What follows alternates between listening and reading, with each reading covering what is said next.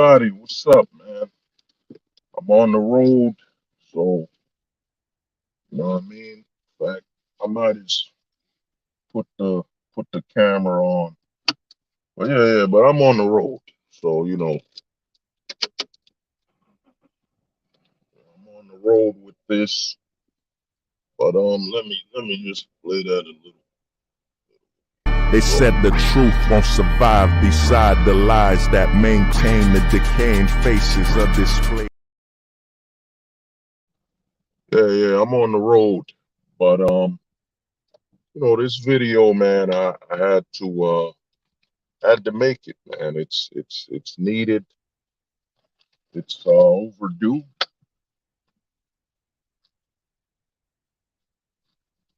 Yeah, it's needed.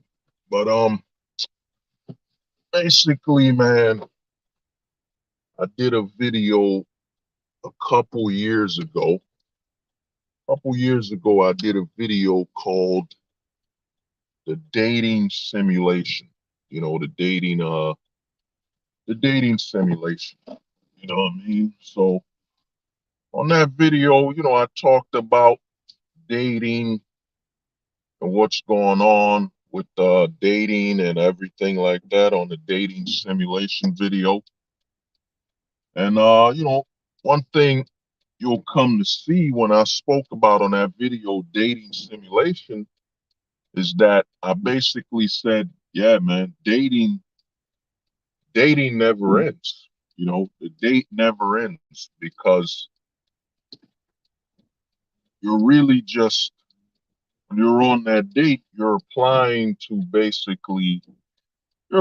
for a job. I mean, today's modern day dating scenario and situation with everything being the way it is legally and so on, the dating scene, a lot of men are basically going to a job interview. You know what I'm saying?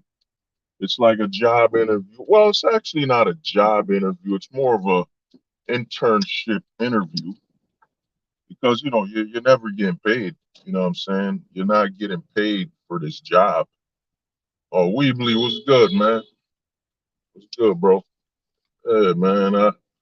Yeah, we had the concert, man, but I'm on the road. I'm on the road to let everyone know, so I can't really read everything that's coming up from people, but basically, JP was good, man. Just gotta let people know I'm on the road. In fact, give me a minute, man. Let me put the camera on. People can tell, I mean, I'm on the road. You know what I'm saying? I'm on the road with it. But basically, the thing is this, man. With what, like I was saying, with the dating, when I did that video, dating simulation, what I tried to tell people is that, man, we're at a situation where the date never ends because you're always on that interview. You know what I'm saying? Today's modern dating is really an interview for an internship where you don't get paid. You don't get paid. You don't got an opportunity to get paid. And the employer is always looking for you to do something with no reward. You know what I'm saying? No reward expected or anything. You know what I'm saying? So that's what's happened. Oh man, what happened with the road now? They closed the road. Son of they closed the road. Give me a minute. I think they closed. Yeah, no, they ain't closed the road. Yeah. So yeah. So dating, what it's become now is really it's a job interview, but it's an interview for an internship where there's a lot of risk and it really never ends. You're not getting paid. You know what I'm saying? And that payment is respect and so on. So, I made that video way back, dating simulation where I was telling people what was going on. But now, now we're on Black Pill 4.0. You know what I'm saying?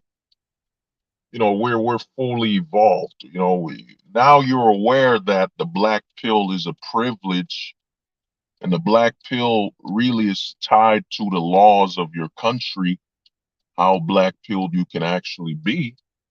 You know what I'm saying? Things have changed. You know what I'm saying? David, what's good? Yeah, things have changed. So what's happening now is that men are running the black pill simulation.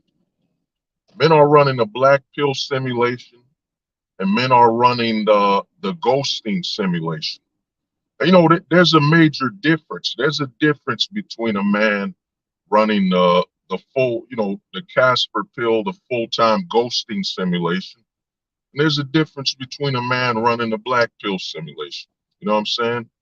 The black pill simulation is you're simulating and trying to figure out, you're trying to figure out what's going on. You're trying to figure out what would occur. You know what I'm saying? The black pill is all about figuring out what will happen.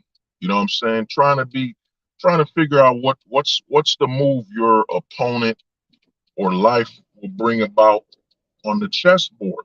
You know what I'm saying? But when a man is ghosting, that man is questioning, well, you know, if I participate in this, will I be able to ghost? You know what I'm saying? That's what's going on with that scenario. But a lot of men are changing. You know what I'm saying? As you go deeper into the black pill, you know what I'm saying, everything starts changing, you know. And I think what a lot of men are running, and I'm gonna focus on them one at a time. You know, one at a time, I'll focus on the black pill simulation. With men running the black pill simulation, you know what I'm saying? They're questioning everything that can happen. You know what I'm saying? They're asking, okay, man, if I go on a date, you know, let's just focus on dating for the time being. If you go on a date, now, you know, the red pillar will be saying, oh man, you're going on a date. Your thoughts are gonna be, well, will you get laid? Will you get sex and so on? You know what I'm saying? That's the basics. That's the basics. Will you get laid?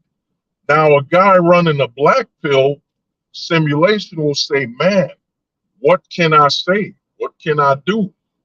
You know what I'm saying? Because, you know, she's got a phone on her. Like, you know I can't, like I've been telling guys, you know, there's no such thing as a man setting terms anymore. We're in the age of the no term relationship. A man can only be in two relationships now. If you're doing long term, there's the no term relationship, which is, you know, a man accepts he can't set any terms and there is no real attachment to the situation. When you're with her, you're with her. If you're not, you're not.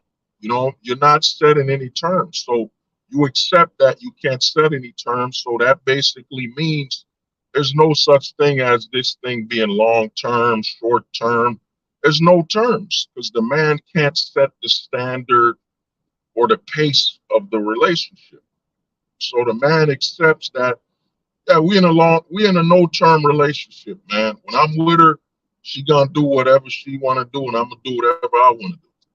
You know what I'm saying? Within the allowed boundaries. You know, there's really no terms to this thing. You know what I'm saying? We're not friends with benefits. We're not anything. There's no terms. It's just when we're around each other, we around each other. That's it. Whatever happens, happens. There are no terms to this situation. The only thing that is agreed upon is she knows me, I know her. That's it. We're not strangers. That's the only thing I can, you know, you can actually say that's happening between them. You know, she knows the guy and the guy knows her. You know what I'm saying? That's it. The rest, there's no terms. This ain't friends with benefits.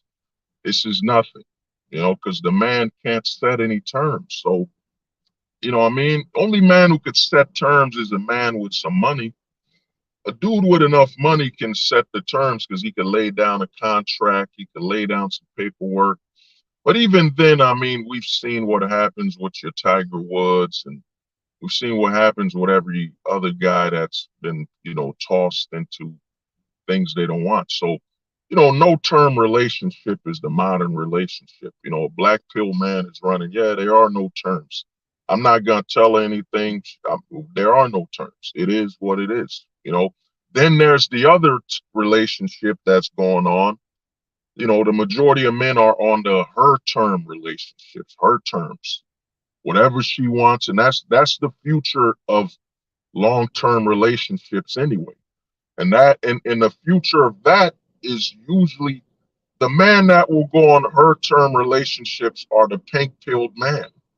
You know what I'm saying? Your Will Smiths. Your Will Smiths. He's on Jada Pinkett's terms. You know what I'm saying? He's on her terms. She could sleep with other men. She can interview him and tell him about entanglements and relationships with other men she's been with. She could look at him unsatisfied because he's on her terms, man. That's the relationship Will Smith is on her terms. You know what I'm saying? So all the rules of engagement are set by her, man. So, there's a lot of men, if they're in a so-called long-term relationship now, they're on her terms. You know what I'm saying? So whatever she wants, she does. And that's usually the pink-pilled man. You know what I'm saying? That's the man that is so feminized that, you know what I'm saying, the finish line in his life is that woman. That woman is the center of his entire existence. You know what I'm saying? That man will have children just if she wants. If she wants kids, he'll have them. He doesn't want kids. The pink-pilled man doesn't give a damn about children, man. You know what I'm saying? He just has them because, she wants some kids, or he'll have kids to keep her, to have more access to her. You know what I'm saying?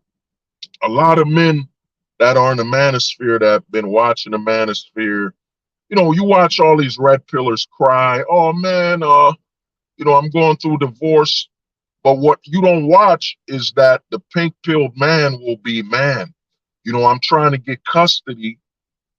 And he's not trying to get custody to be in his children's life. No, he's trying to get custody so he can still maintain access to their mother. You'll see the pink-pilled man ask his children, yo, what's your thoughts? What's your mother's thoughts on me? Has she changed on me? Like, he will still try to get awareness of her terms. You know what I'm saying? What are her thoughts? So there's a lot of men that are in relationships, her terms. You know what I'm saying? Because the most popular relationships, I think, heading into modern society will be, you know what I'm saying, no term relationship, you know what I'm saying, her terms, and the temporary term relationship. You know what I'm saying? I think the mainstream right now is the temporary term relationship where, you know what I'm saying, they're so-called in a relationship, they're dating, and so on, and it could end in 5 seconds. You know what I'm saying? Because it's temporary, man. There's a lot of temporary relationships going on right now. You know what I'm saying? Where guys are like, yo, man, they were dating for like a month and she just left them, man. Yeah, it was temporary. Dude, if the guy can't set any terms, it's all temporary, man. You know what I'm saying? So the three relationships that will be dominating society as we move forward will be the temporary term relationship, her term relationship, and the no term relationship. And the guys that are really moved on, that accept the temporary term relationships, are, a lot of the guys that are Chads, Tyrones, they've been accepted the temporary to the no terms. But what's going on now, what's changing the situation is that with Chad and Tyrone ghosting a lot, with them ghosting like never before, a lot of Chads and Tyrones are moving to the no term relationship where, the woman can't even get access to the guy. You know what I'm saying? They'll sleep together. She can't get access to him. She gets ghosted ASAP because there are no terms, man. A lot of guys that be attacking your Chads and Tyrones don't be understanding that a lot of times Chad and Tyrone are usually ahead when it comes to the relationship scenario. They're usually ahead. You know what I'm saying? A lot of Chads and Tyrones are ahead. You know what I'm saying? They've already adapted, they've adapted to the scenario and what's going on. So what you're seeing right now is as women start screaming, these guys are just ghosting and ghosting because Chad and Tyrone are already on the no-term relationship, man. No terms is that, they don't have the word for it. That's why a guy like me came up with it, the no term. The no term relationship will be what a lot of guys ghosting will be doing, where, they met up for dinner, they talked, you know what I'm saying? He hit that and he disappears. He disappears, man. You know what I'm saying? What Domi David said, basically, like in my real life, because I don't have relationship drama, doing my thing and chasing my, dreams. You know what I mean? I'm seeing as, yeah. You know what I mean? Yeah, of course, man. Because what's going on is, Chad and Tyrone are usually ahead.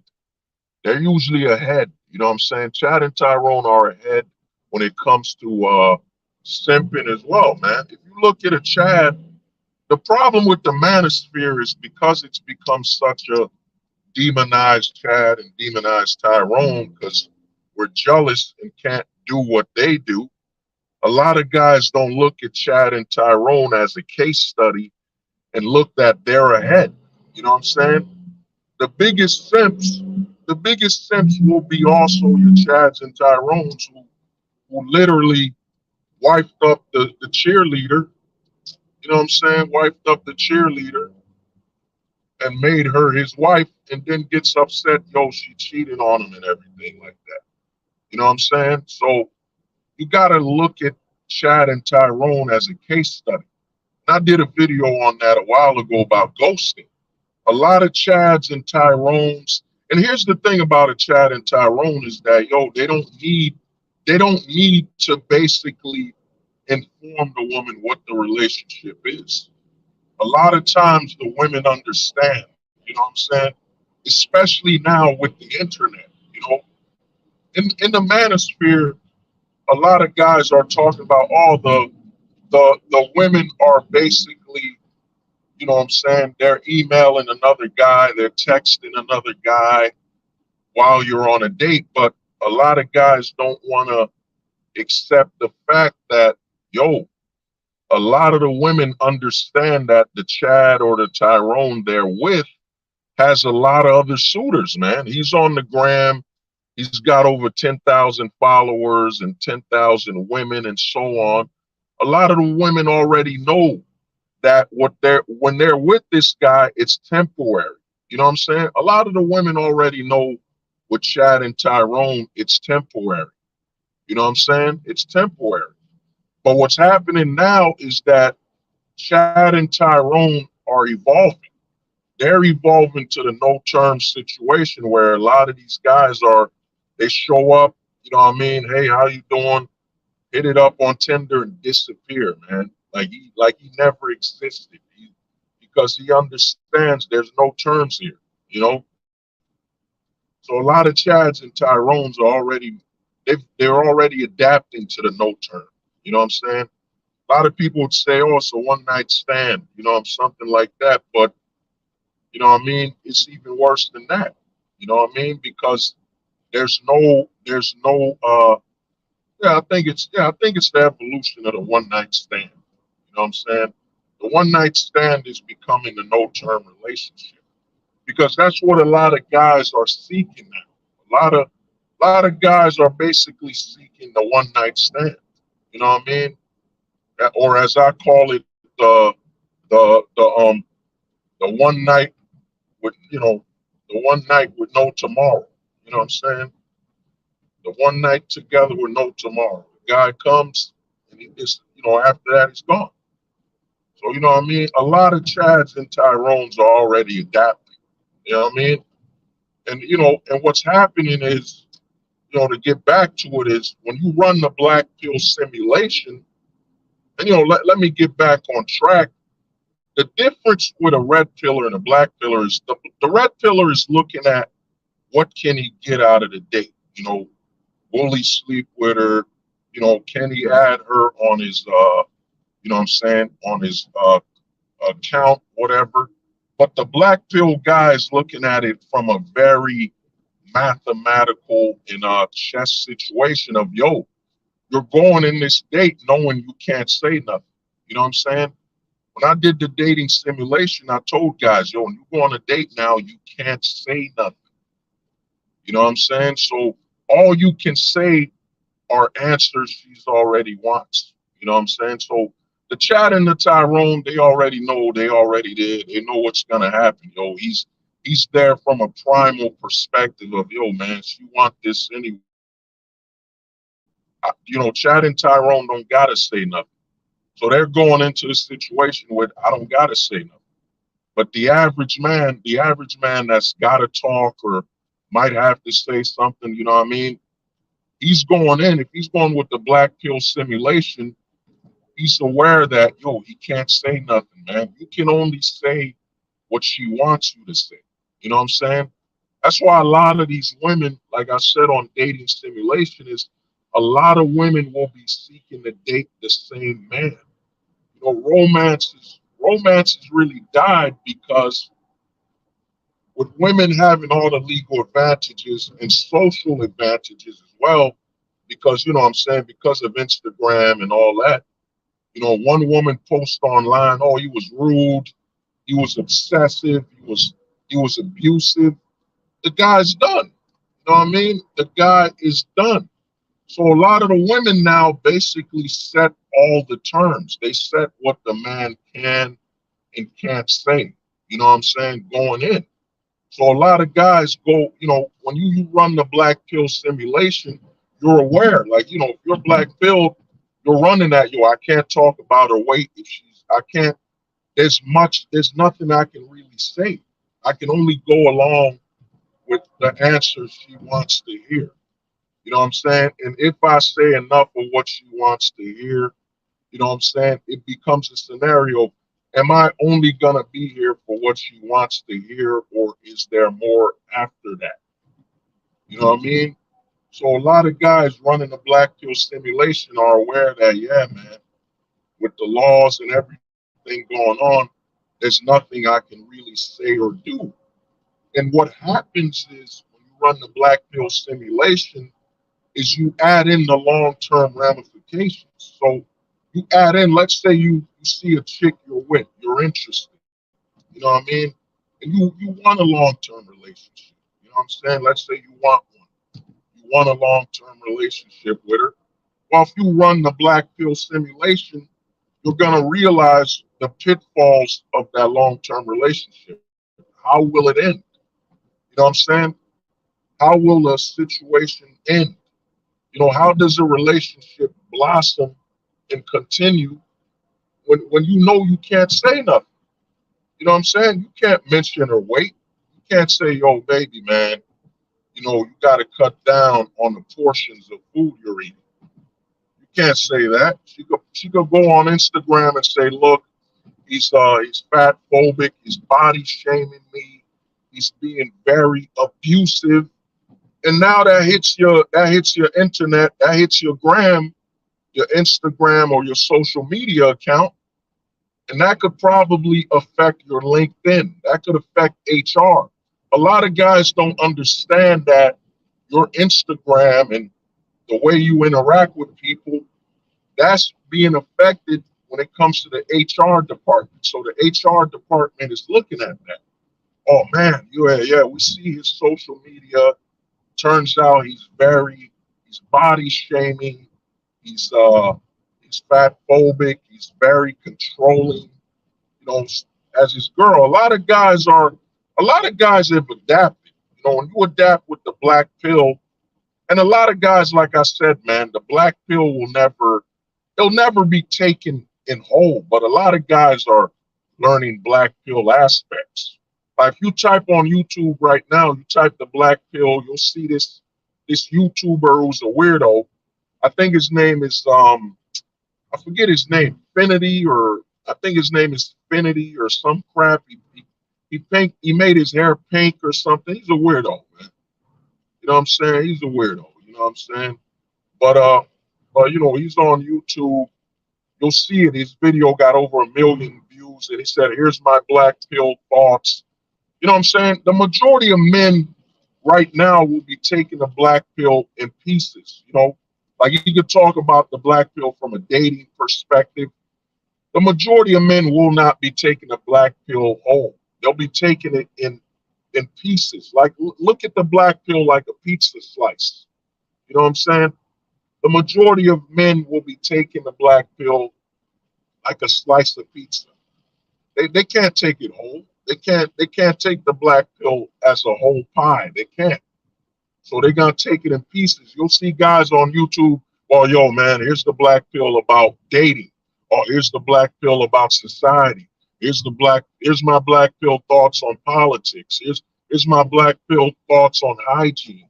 Here's my black pill thoughts on genetics. Everybody will be breaking the black pill down in you know, singular perspectives. That's how the black pill is going mainstream. You know, the black pill is going mainstream. It can't go mainstream like the red pill. It can't be taken as a whole. It can't.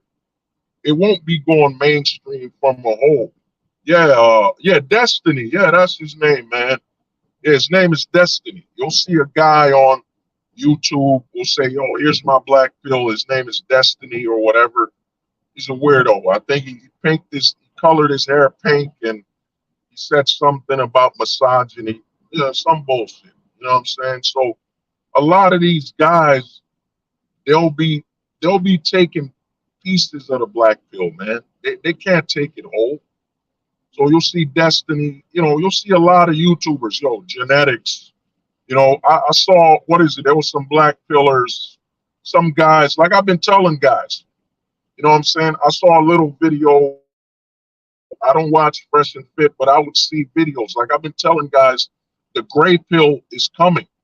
The gray pill will actually, it's surpassing the black pill. Because what is it, on Fresh and Fit, you had two guys talk about, yeah, man, yo, it's genetics, this and that. They can't give it to you whole. You see, the gray pill is basically, you know what I mean, the black pill, but it's not given as a whole. It's given in fragments. It's broken. It's not the whole thing, man. You know what I'm saying? The black pill, you either take it whole or not. You know what I mean? But you'll see a lot of gray pillars growing. The gray pill will surpass the black pill.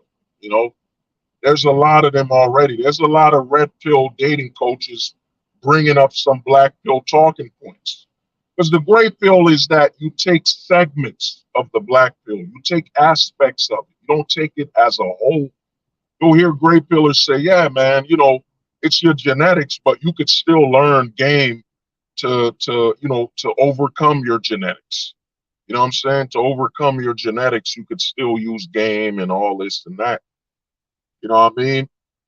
But you know, let's get back to it. But when black pillars run the black pill simulation, when it comes to dating on a long term, the guy's gonna come to the realization that, yo, you can't say nothing. You can't do nothing. You know what I'm saying? So if your girl's gaining weight, you can't say nothing. You know what I'm saying? If your girl's disrespecting you, you can't say nothing. You know, it's gonna be taken as, oh, he's trying to be, you know, misogynist. He's trying to be sexist and dominate me, abusive, and then that could be put online. Because if you're black pilled, you're always looking at it. What can be put on the internet, man? What can be put on the internet, and what can, you know, how much is your credibility and how much is your character worth when it comes to your income, your potential future jobs and earnings? So when you do all that comparisons, you can't say nothing. That's why the black pill, you know what I'm saying, when I was doing Black Pill 3.0, I arrived at the point that, yeah, dude, we're in the no-term relationship. You're gonna arrive at that point where there's no such thing in the West as a valuable long-term relationship. Because if you're running a black pill simulation, you're gonna be asking yourself, what do I have to sacrifice to have a long-term relationship? So you're gonna be okay. I can't say nothing. I can't do nothing. I can just accept whatever she gives me. And even if I accept what she gives me, that could be flipped. So if your girl, I'll give you an example. Your girl's gaining weight. She's eating a lot. And she's like, oh, how do you think I look? And you're like, oh, you look great. You look great. You're always great. Then out of nowhere, she could flip it. I'm not good with the whole gaslighting terms. I'm not good with the super internet, verbiage. You know what I'm saying? Gaslighting.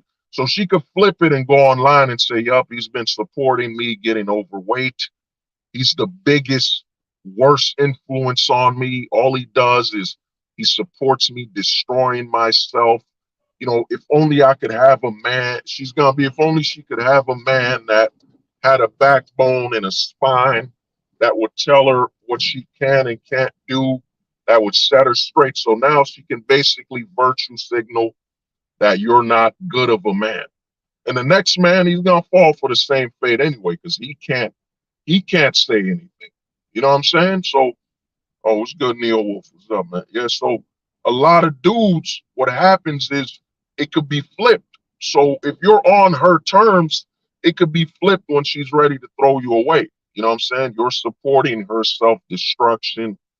You're the biggest source of her mental illness and her mental issues. It's you. You know what I mean? You got to understand we're in a very, with the way the laws are set up, you know what I'm saying? There's a lot of narcissism and a lot of dysfunction. So, you know what I'm saying? So at the end, you will not win. You know what I'm saying? When you run the black pill simulation, you realize that yeah, man, there are no terms to this at all. You know what I mean? And in the long term, I'm basically building the path for my own destruction. Because if she's unhealthy and she's hurting herself, she'll just blame it on me. You know what I'm saying? So no matter what happens in the long term, you don't win. You know what I'm saying? There is no win. You know what I'm saying? No win at all. So a lot of guys running the black pill simulation, and a lot of Chads and Tyrones, they're running it too. But they're running it from a different perspective. They're not running from a how do I get women? No, they run the simulation from a yo, I already got all these women, man.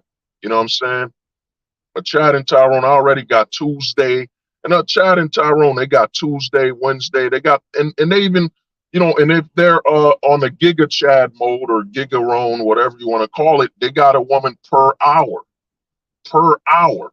It ain't per day, it's per hour.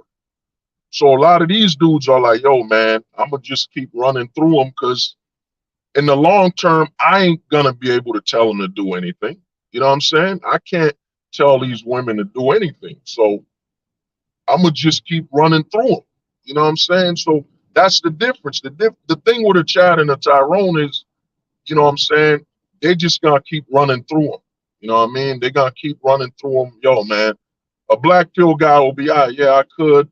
But you know what? I'm going to save my bread. I might travel. I might go somewhere I could enjoy myself without, you know what I'm saying? If you are aware of Malcolm X, anybody remember Malcolm X, that photo of him looking out the window with his gun? You know what I'm saying? That photo of Malcolm X looking out the window, that's the modern relationship where the man is just constantly on edge. Like, yo, what will I say? What will I do to cause this chick to just one day snap? You know what I'm saying? What will I do for one day for her to just snap on me and lose it? You know what I'm saying? Lose it. So, that's what happens when you run a lot of guys running the black pill simulation. And the thing is, now this is the ultimate reason why it becomes full-time ghosting. Now I'm gonna switch to the ghosting simulation. You know what I'm saying? The ghosting simulation. You know what I'm saying? A guy running the ghosting simulation is far different. It's much different than the black, than even the black pill. So if you're running the Casper pill or the full-time ghosting simulation, it becomes all about when do you ghost? When do you leave? When do you leave now? You know what I'm saying? And like I've been telling guys is that once you become a full-time ghost, once your whole ideal and you take that Casper pill, you take ghosting. Ghosting becomes the center of your life because ghosting is about freedom. You know what I'm saying? The ultimate movement of freedom is ghosting. Once, and now Chad and Tyrone are ghosting like crazy. They're ghosting. So what's happening now is a lot of guys dating are looking for a reason to ghost. A lot of guys are looking for a reason to leave. You know what I'm saying? They're not looking for a reason to stay. You know what I mean? That's what's going on with the plague, because it's starting. I mean, ghosting. You're seeing it all over YouTube. Like if you type right now, if you type on YouTube, type men ghosting women, you're gonna see hundreds, thousands of women just saying, "Oh, you just ghosted me." You're gonna see in a varying ages from 20s to 30s, 40s. You're gonna see a lot of videos of women being ghosted. And a lot of guys won't understand. Oh, he ghosted her because she was too old and this and that. Nah, what's happening is a lot of guys, without knowing, like I've been telling guys, is that a lot of guys are subconsciously or consciously ghosting. You know what I mean? Consciously means they're aware. They're aware they're ghosting. You know what I'm saying? They're aware. But a lot of guys will be subconsciously ghosting. You know what I mean? And the difference when a guy's ghosting, you know what I'm saying, operating on the ghosting simulation is you're looking for a reason to ghost. You know what I'm saying? If that chick says something out of line, you're leaving. I did a video way back. You know what I'm saying? I did a video called the three strikes rule, or de-escalation and all that. Like I said, man, I've been evolving. At that time, I didn't know the theory I was talking about was pro-ghosting. You know what I'm saying? I didn't know that the theory I was talking about was really pro-ghosting. You know what I'm saying? Because what's happening is a lot of guys are realizing, I can't say nothing. So if the woman says anything like, oh, let's say you on a date and a chick brings up misogyny. She's like, I'm tired of misogynist men. I'm tired of you misogynist men. Well, I'm ghosting. I'm out. I don't got time to talk, or I don't want her to accuse me of being sexist or, toxic masculinity. I'm leaving. I'm out. I'm leaving. So a lot of guys that are, that are ghosting, looking for a reason to ghost, or full-time ghosting, consciously or subconsciously, they're looking for a reason. So if a chick asks you the wrong question and she's like, could you answer it? The guys are walking. A lot of guys are just getting up and leaving because, man, you got nothing to say. Once you're aware there's no turn. And the thing is, a guy who values ghosting he values being able to leave and having no accountability or nothing to trace him back to her. So a lot of guys, if a chick's getting too personal, he's leaving. You know what I'm saying? He's going to get up and he's going to walk out, man, because he's looking. The average man now, like I've been telling guys, is a lot of guys are looking for, they're looking for traffic lights. They're looking for a reason to leave, man. You know what I'm saying? Those guys aren't looking for a reason to stay. They're looking for a reason to leave. You know what I mean? So all it takes, all a woman has to do now is say something that that will trigger the guy, that will trigger him, his I forget the word, flight or fight reflexes, whatever. You know what I'm saying? A lot of guys are understanding, you can't say nothing. So if she asks you a question, if she yells at you, if she does anything, you leaving, you out. You know what I'm saying? You're out, dude. So a lot of dudes is looking for a reason to leave. They're not looking for reasons to stay. And what's happening is the women are not ready for this, man. And it's creating a plague. You're going to see a lot of women with borderline trauma from dates because they're going to be like, what did I do? What did she going to be like? What did I do for him to leave? Well, you did something he can't talk about. He can't say nothing. You know what I'm saying? We're in the age where, a man's opinion is toxic anyway. We're toxic masculinity. So whatever we say, you gotta deem it is toxic. You know what I'm saying? It's toxic, your opinion. You're a man. You know what I'm saying? You're a man. And there's mad videos where a chick was just told off by a dude. She's like, well, she's gonna be like, she slept with a lot of men and she's gonna ask the guy his thoughts, and he's like, I can't be with a woman that just freely gave herself up, just opened her legs to anybody. And guess what? Oh, he's toxic. That's a toxic, that's a toxic guy. That's a toxic masculine guy. So a lot of guys are saying, well, I ain't gonna say nothing. If she shows any signs that I gotta leave, I'm out. You know what I'm saying?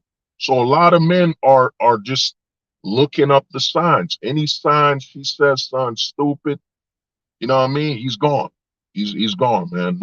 No reasons. He's not explaining himself or nothing. Because if a man explains himself, that's toxic masculinity. That's abuse.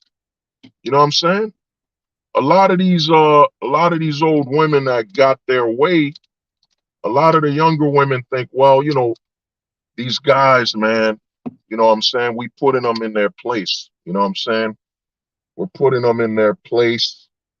You know, they don't get that. Now men can't talk. Once a man can't talk, the only option available is to leave. You know what I'm saying? To leave. So a lot of guys that are basically prioritizing ghosting, they're looking for a reason to leave. And a lot of women right now, you're gonna see this trauma keep popping up. And the reverse, you gotta understand the reverse. You see, the PUAs tell men, well, the PUAs always tell guys, well, the first 100, what they call it when the woman don't want you. My brain, man, my brain is acting up. When she tells you to leave, what is that word? When a woman tells you she don't want nothing to do with you. You know what I mean? I forgot the word. No, damn. What is it? When you try to ask her out and she tells you she's not interested. What is that word, man? Anybody remember the word? My head is acting up. Damn. What is that word? Yeah, rejected. Yeah, man. Yo, JT, respect, man. Rejected. Yeah. You know what I'm saying? Coon and friends. Ghosting is part of liquid society. Nothing is solid and sad. Well, I mean, I'll start answering some questions soon, but the thing is this: a lot of guys don't understand. You see, a man, the PUAs tell men, "Yo, you got to get rejected. Your first 100 rejections will make you stronger." No, the more a man is rejected, the more it messes with his psychology. It messes with his mind. You know what I'm saying? It can really damage a guy. And we've seen what happens to the failed students of PUAs that have abused or hurt a woman, whatever, in the mental mind state of these guys. Now, the reverse, what, a lot of guys think, well, what hurts a woman is rejection. No, man, rejection ain't what hurts a woman. It's the polar opposite. I think what hurts women is a man not staying. It's not being able to keep a man. Not being able to keep a man hurts a woman because a woman could get any man. They could get a man at any time. One man could reject her, another dude will line up. It's like a woman's body's like the lunch line. You know what I'm saying? Some guys will want what she's serving, some guys won't. You know what I'm saying?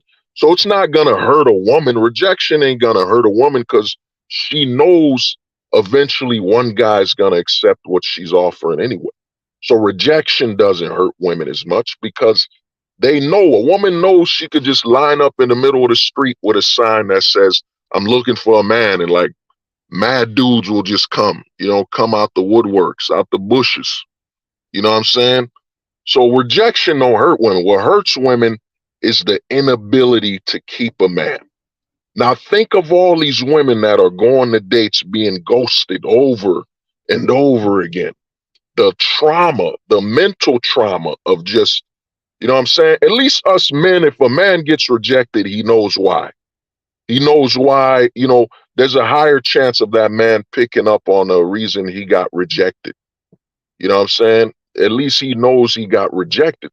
But what's hurting a lot of the women and what's creating a lot of trauma, you could search on YouTube right now. You'll see women crying because they got ghosted. And the red pillars, the basic guys, the guys that their minds aren't, they're not on this black pill level, man. They're not even on black pill 2.0. 1. They're not on the black pill. So they look at it on a surface level. Oh, she can't keep Chad and she's hurt, she's upset. No, man. A woman's, a woman's ability comes from being able to keep a man, maintaining that man, keeping that man. So imagine all these chicks going on these dates and the guys are just leaving, ghosting, one after another, ghosting. They might have slept with her. They might have kissed her, cuddled, and all the ghosting. You know what I'm saying? And the guys aren't explaining why. It's just constantly ghosting. And these women gonna cry, oh, I can't keep a man. And, it's messing with her psychologically. You're gonna see the ghost. I said this on a stream where I said Chad is ghosting and it's gonna create a plague. It's gonna create a plague and a lot of trauma, especially because a lot of guys who want to be Chad are repeating his behavior patterns. You know what I'm saying? So a lot of women are being ghosted and there's no explanation because men aren't able to talk anymore. It ain't the 90s where a guy would be like, you're too fat. I'm out. I can't, you know what I mean? Or you're too disrespectful. I'm out. You know what I'm saying? Guys aren't talking anymore because guys know that, she could pull out the camera. She could pull out the phone. A lot of the guys are just getting up and leaving. You know what I'm saying? So imagine that chick, she dolled up, she looking good, she looking great. She's looking amazing and she comes sit, she doesn't realize that she said something. She doesn't realize that her body language, like the dude saw her twitch her neck and said, yeah, that chick might be too hood. She might be too ghetto. I'm out. You know what I'm saying? I'm gone. You know what I mean? A lot of guys are looking for reasons to leave. You know what I'm saying?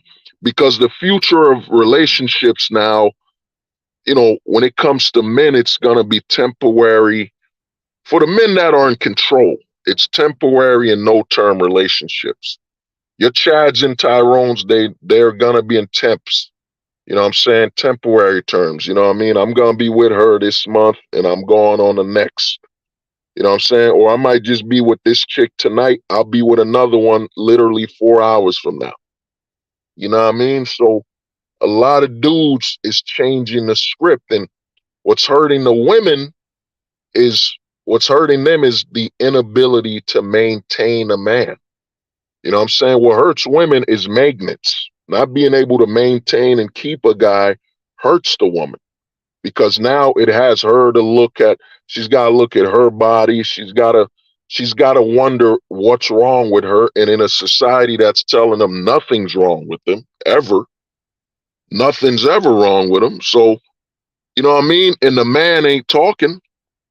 A lot of men are looking at, with the internet, with us being so connected to the internet, you know what I'm saying? And what Conan 19 did, a lot of guys think, yo, hold the truth hostage. How come you always bring Conan 19 up? You know what I'm saying? We're no longer in quarantine. We're no longer in 6 feet distance anymore. How come you always bring Conan 19 up? Because dude, Conan 19 single-handedly changed the majority of men to the point of no return. A lot of men, what Conan 19 did is it forced a lot of men to look at the internet. It forced a lot of men to only be able to converse, communicate online.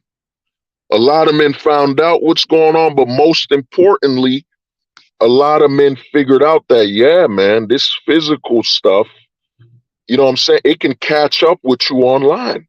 Like a lot of men watched on YouTube, on the internet, you know what I'm saying? Yeah, you damn right, yo, Koala. Never forget Conan 19, man. Conan 19, the destroyer, changed everything. It made every man realize that your physical actions lead, have a have an online foot trail.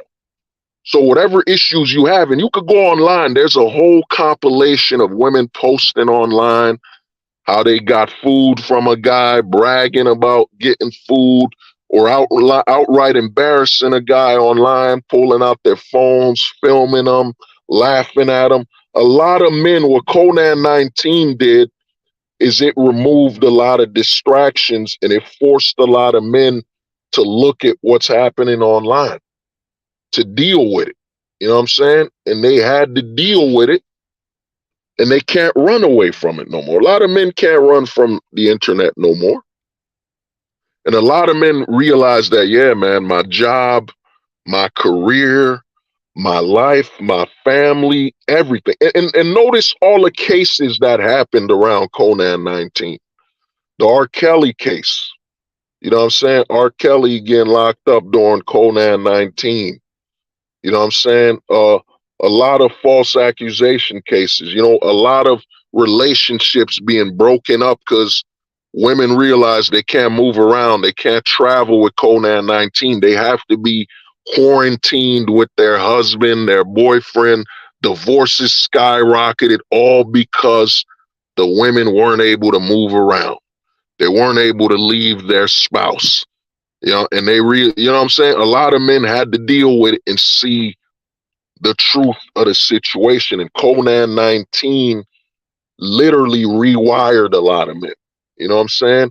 A lot of men have realized that, yeah, man, the physical world is tied to my internet world. I can't afford physical conflict because physical conflict can end up on the online. I can't afford any. You know what I'm saying? Before Conan 19, guys were thinking, yo, we could dodge bullets. There was a lot of dudes thinking they're Neo. Yo, I could dodge this. I'll survive that. You know, I'll survive this argument, these issues. But now Conan 19 forced a lot of men, yeah, man. It forced a lot of men to sit down and look at the world, look at themselves with less distractions. You can't go to the bar, you can't go to clubs. It forced a lot of men to look at the real world, look at what's going on. And a lot of men haven't recovered from that, and they won't. Some men won't recover for the next 10 to 20 years. And the thing is, I'm going to tell you something while I'm online. You know, I was thinking about Conan 19. You know, they said, since I can't use the real word, I can't use, what did they say? They said, yo, there's different types. I'll just say there were different, oh yeah, they called it, what is it? Variations, right? I won't say variants. You know, the variant word might trigger YouTube, but there were variations. You know, let's just say they were diverse. You know, they were diverse. I'm going to drop some on you. They were diverse. There were different versions. Let's just say different versions of Conan 19. And what I come to the realization is, what if the different versions of Conan 19 were implemented with certain allergens?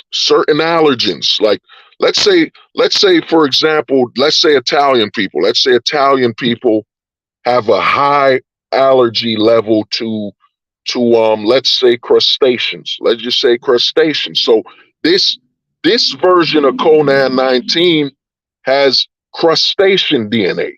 And let's say the black people, you know, let's say the black people are allergic to, I don't know, quail. Let's just say black people are allergic to quail meat. Let's just say quail. So this version of Conan 19 has a lot of quail DNA. Let's say the white people are allergic to I'm trying to find out. Let's say white people are allergic to camel milk. You know what I'm saying? Camel milk. You know what I mean? So this version of Conan 19 has a lot of camel DNA. So a lot of people were dying from different versions. So each version of Conan 19 was catered to take out certain people. You know what I'm saying? So think about that. Think about they literally have different versions designed to deal with certain people. You know what I'm saying? Certain types of people were being dealt with by Conan 19. You know what I'm saying? The Conan 19 in the black neighborhood isn't the same Conan 19. And what the homie Koala's saying is, remember, yo, the homie Koala's he dropping a major black pill. What was big before Conan 19? 23andMe, all this DNA collection. All this DNA collection. They were collecting all this DNA. I want to know my ancestry.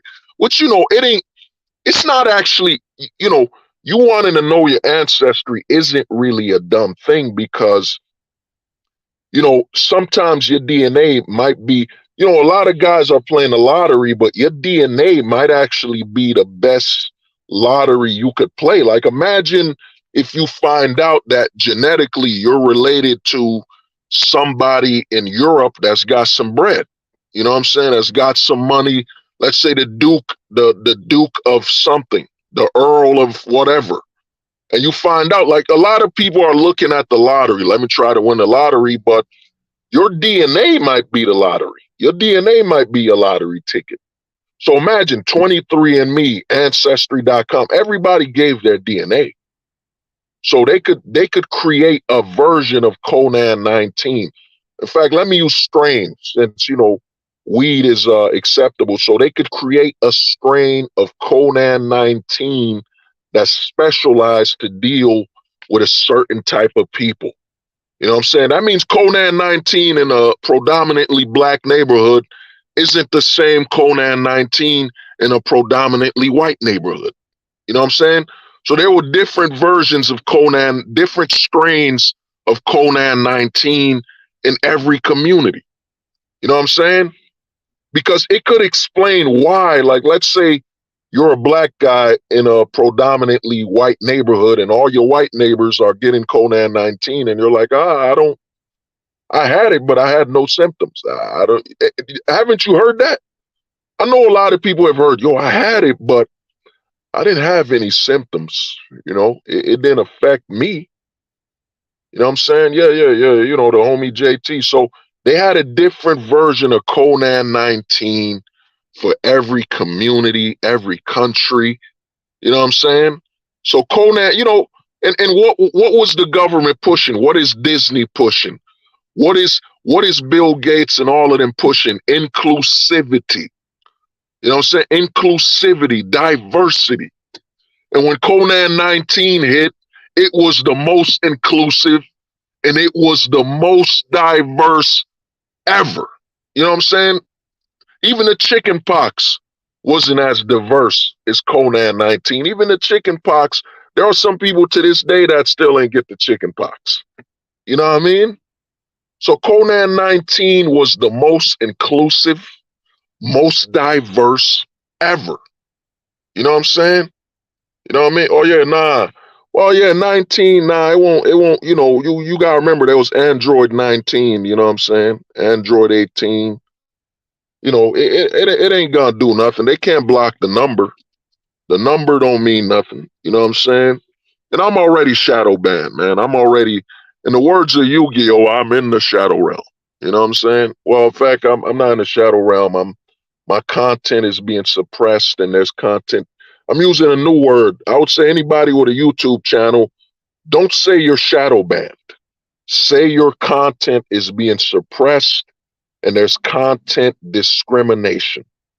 You know what I'm saying? Use those words because those words will really harm the algorithm because they can't block the word content. They can't block the word suppression. They can't block the word discrimination. And by keep using these words over and over again, it's going to potentially trigger politicians. Politicians will be like, yeah, you guys aren't publishers, right? You guys let people talk. This is America. So if you're discriminating, these people potentially have a valid lawsuit because you're discriminating on them because they're conservative. You're discriminating on them because they're religious. They might have a valid reason to get the government involved.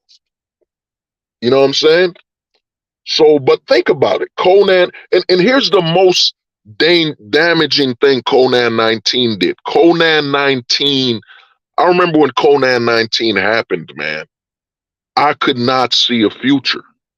You know what I'm saying? What Conan 19 did to a lot of men like never before is that men can no longer see a future. A man can't sit down and say, well, 5 years from now, here's our business plan. Here's our business plan for the next 5 years. Men can't say that no more because you can't tell when the next quarantine is coming. You can't tell when the next quarantine is coming. You know what I'm saying? You can't tell when the next stronger strain, you know what I'm saying? You know, Conan 19 will be nothing to Hulk, you know what I'm saying? Hulk Hogan 21. You know what I'm saying? What Hulkamania 21. What you gonna do? What you gonna do, brother?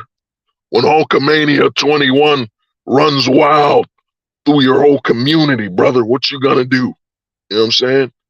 What you gonna do when Hulkamania 21, the sequel to Conan 19, brother, Hulkamania 21 is running wild.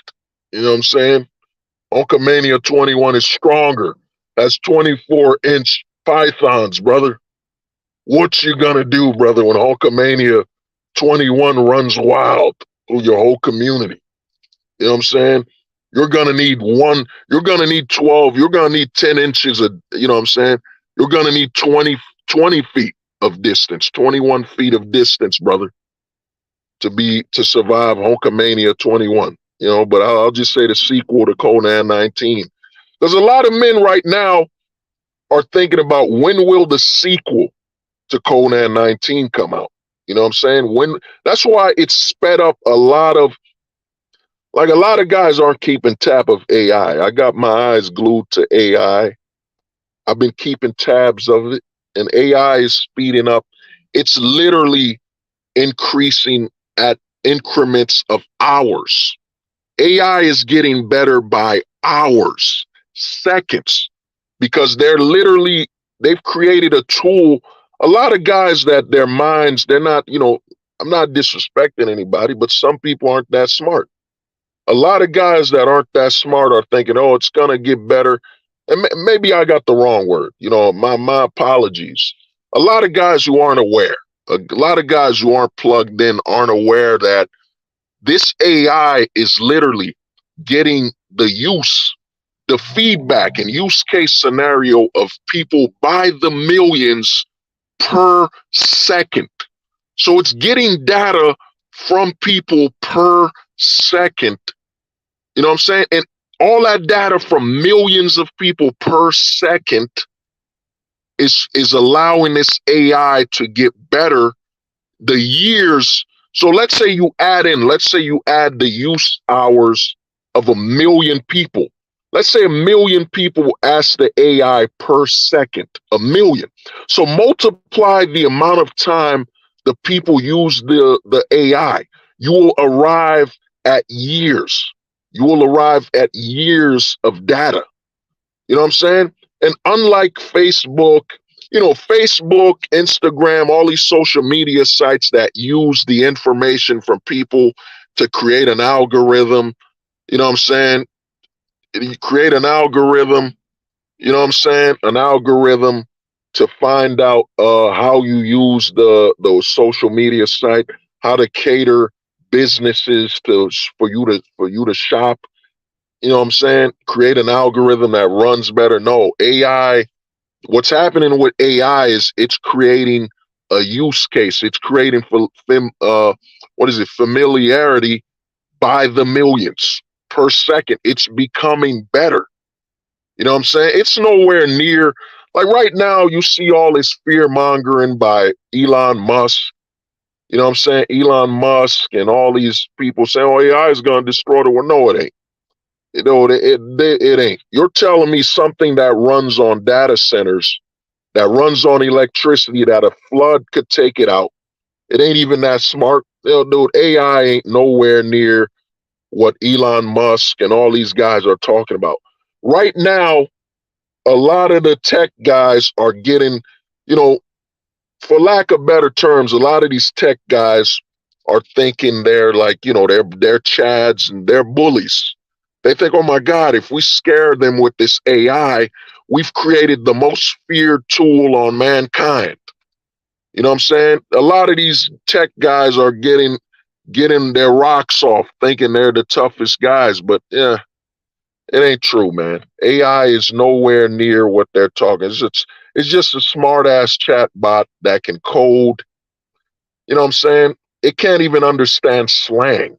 Like me, myself, shout out to the homies in the Black Pill. The Black Pill is one of the highest level slang communities ever. The Red Pill, they use some slang, but a lot of their slang comes from the Matrix. But the Black Pill, there's so much slang being created to bypass the algorithm, bypass so much. Like I myself, I could literally, man, I actually wrote a PDF where I included all the slang terminology I've created, other guys have created. You know what I'm saying? We're at over 50 words, the amount of terminology we've created. I recently created the word ranch dressing. You know what I'm saying? Ranch dressing, that slang term, I created that, what was that, 2-3 months ago? You know what I'm saying? Ranch dressing, Then the closet a few months ago, the closet, you know? You know what I'm saying? The Black Pill, we're about breaking the algorithm, man. You can't really talk to a Black Pillar, you know what I'm saying? So, we're surpassing everything. But like I was saying, man, a lot of men have now lost the vision of the future. And we're talking about men all over the world. I'm not on my Andrew Tate BS, where Andrew Tate is, well, men are not being respected all over the world. The fuck out of here, man. But all men, think about it. Men all over the world can't tell the future anymore. Every man. We're talking about men from third world countries, first world countries. Like think about it when the when the Y2K happened. Like, when the Y2K incident happened where they said, oh, the computers can't count above a certain number. Dude, third world countries weren't worried about that shit. We don't have computers. We don't have laptops. We don't have all this technology in a third world country. So who gives a fuck if the Y2K happens? But Conan 19, Conan 19, the destroyer. You know what I'm saying? The destroyer. You know what I'm saying? Conan 19, it didn't matter if you were a third world country, first world country, second world, whatever the hell you were.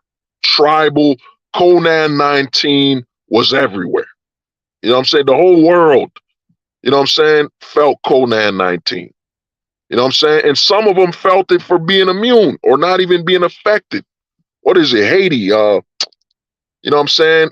The word on the street is the Haitian president got, you know what I'm saying? He got deleted because Haiti wasn't with the Fauci movement. You know what I'm saying? Haiti wasn't with the Fauci.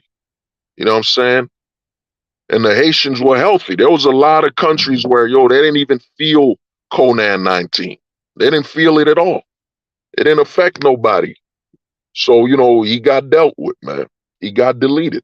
You know what I'm saying? Some people got deleted. You know what I mean? So it is what it is. But the thing is this, man, like I was saying, Conan 19 has left every man now is operating in the gray. There's not one man you can talk to. You still got these grifters saying, well, I'm going to make you rich off of real estate. I'm going to make you a millionaire off of real estate. Oh, okay. Is that so? So will this plan you're telling me about real estate, will it survive the sequel of Conan 19? How am I going to sell a home when we got to quarantine again? You know what I'm saying? How am I gonna sell houses, rent? How am I gonna do this when there's another quarantine? How am I gonna become a millionaire and a billionaire when there's another quarantine? That's what you gotta tell these retail grifters. Well, you're gonna be able to make you a billionaire off of real estate. Okay, is this real estate plan of yours, is it Conan 19 proof? Because I was here during 2020 when Conan 19 literally shut down an entire country for 2 to 3 years. You know what I'm saying? We're recovering from Conan 19 right now in 2023. I personally, like I've been telling guys, 2023 will be the first year where we're not in total Conan 19 land. 2024 will actually be where we're like, is it a fluke? Was 2023 a fluke? You know what I'm saying?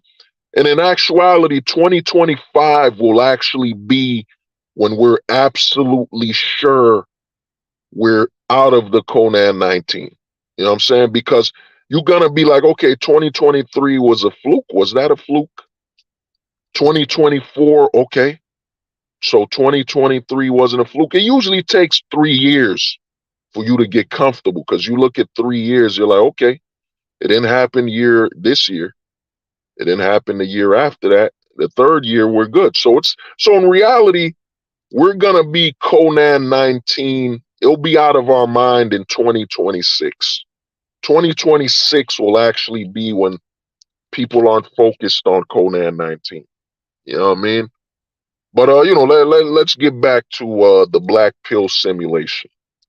You know, when you run the simulation, man, and the ghosters, I said with guys that are taking the full-time ghost, there's gonna be a plague, man. America is gonna become, the West is becoming a ghost town. You know what I'm saying? The West is becoming a ghost town. And if you look at ghost towns, what happens? What happens in ghost towns? The men aren't dating, the men aren't doing that. It becomes a ghost town, man. Nothing's happening. The men are just, they're doing their own thing, man. And to get back a little, one thing you're going to notice, the side effect of Conan 19 is that a lot of men are starting businesses quicker than ever before. Like the speed at which startup companies are being launched, it used to be per year. They're literally being launched per day because every man is now that no man can tell if there's a future anymore, because men now have lost complete trust in their governing body. Like no man, you know what I'm saying? The black community was already here. They forgot because the black community, if you're watching this channel, you're white or you're from another country, look up the Tuskegee experiment.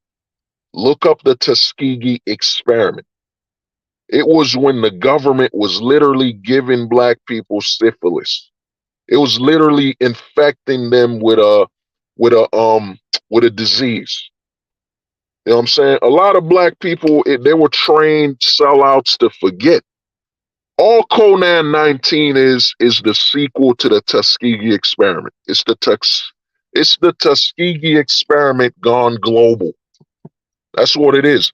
Because this narrative that a bat, come on, man. Anybody believes that a bat and some animals created Conan 19, yo, you need to be checked into an insane asylum. You're telling me the bats were being sold and eaten for over 1,000 years, bats were being eaten. Bats and all this stuff. And out of nowhere, one bat woke up and said, you know what? Fuck these humans, man. I'm gonna be oozing out this Conan 19 out of my cells. Come on, man. You know what I'm saying? Yeah. Yeah. Men are motivated. Yeah, man. Yeah, man.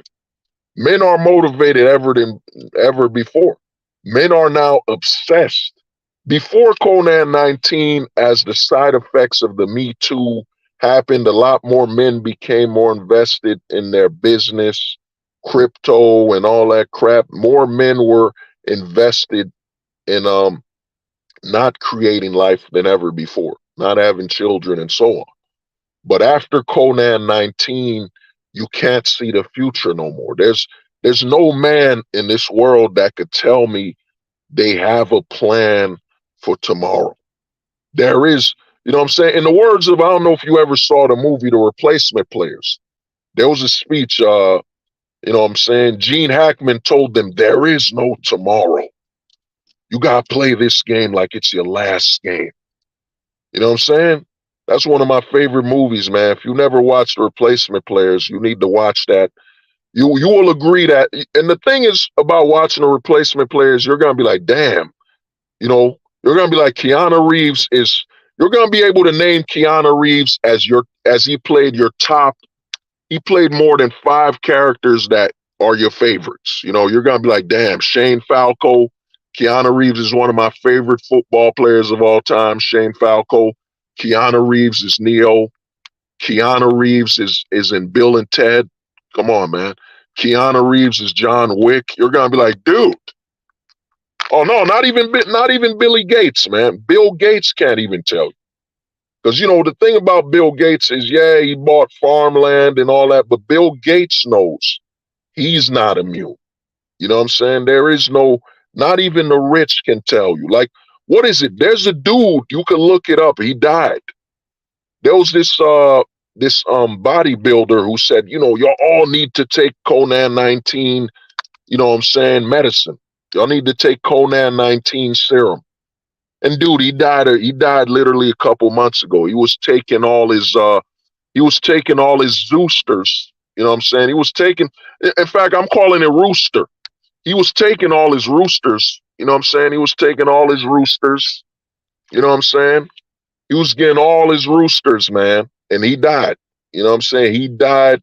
He was a healthy dude, best shape of his life. Because here's the thing, man. I said this, you can look up this stream. I'm going to bring it back.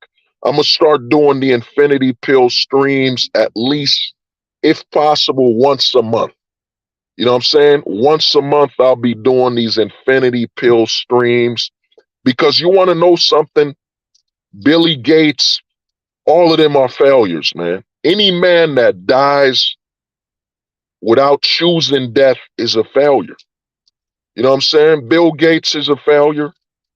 Elon Musk, all these dudes is failures. Because if you're a rich man, if you were ever a rich man and you died of cancer, you're a failure. If you were a rich man that died of disease, you're a failure. You know what I'm saying? Billy Gates knows this. You know what I'm saying? We'll just call him for safety Billy Goats. You know what I'm saying? Billy Goats knows this. You know what I'm saying? Bill Goats knows this, man. He knows. You know what I'm saying? How many rich men have died? How many billionaires have died from disease? You know what I'm saying? Because the biggest thing about being a billionaire, a lot of the poor people don't get this because poor people that are so infatuated by wealth, they think, what's the first thing you think about when you think about a billionaire and somebody rich? You think about their extravagance, the luxury. You know what I'm saying? You don't think about them surviving disease. I've never woke up and thought, oh man, Bill Gates is a billionaire. Of course cancer can't kill him. You know, he's a billionaire. I've never heard of a billionaire dying from cancer. You know what I'm saying? I've never heard of a billionaire dying, you know, being deleted. You know what I'm saying? In fact, I'm going to use a new word, not responding. I've never heard of a billionaire not responding from AIDS. I've never heard of that. You know what I'm saying? When you think of a billionaire, you don't think immortality. You don't think eternal youth. Because most of these billionaires are failures, man. Most of these rich guys are failures, bro. They're going to die a mortal man's death. You got all this money and you're still dying from mortality. You're a failure. You know what I'm saying? If you want to know how I'm talking, look up a video. I did these videos called The Infinity Pill. You know what I'm saying?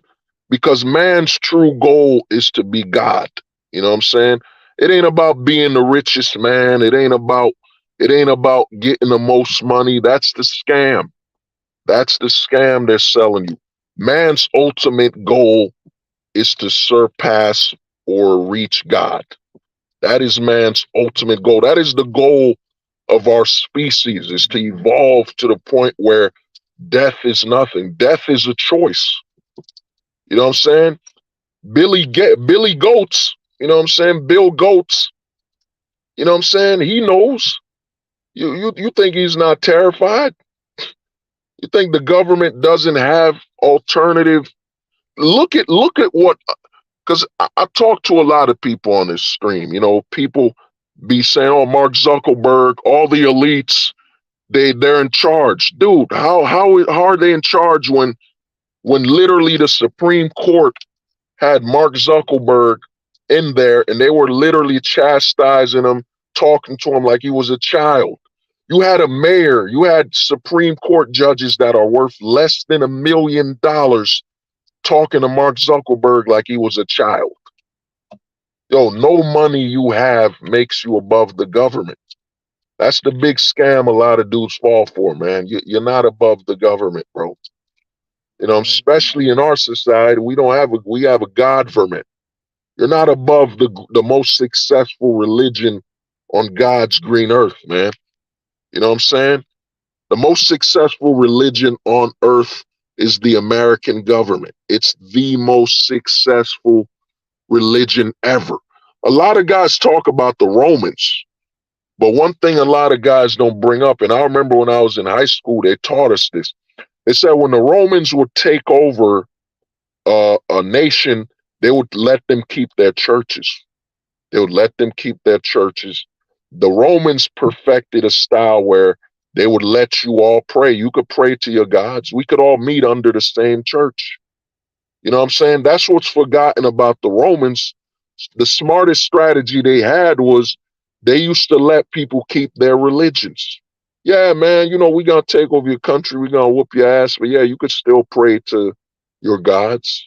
You know, we could pray together. So we're letting you keep your faith. We're letting you build your faith under our foundation, our rule.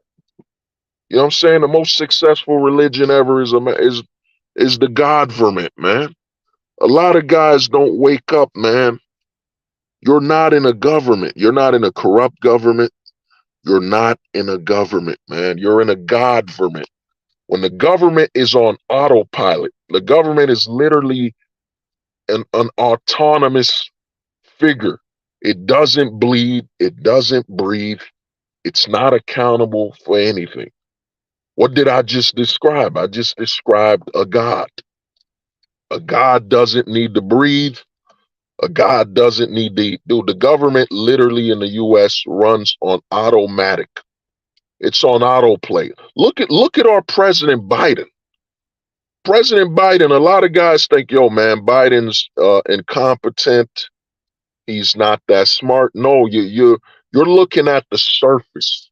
You're looking at the surface of it. No, Biden is the representation that the government is such a well-functioning machine.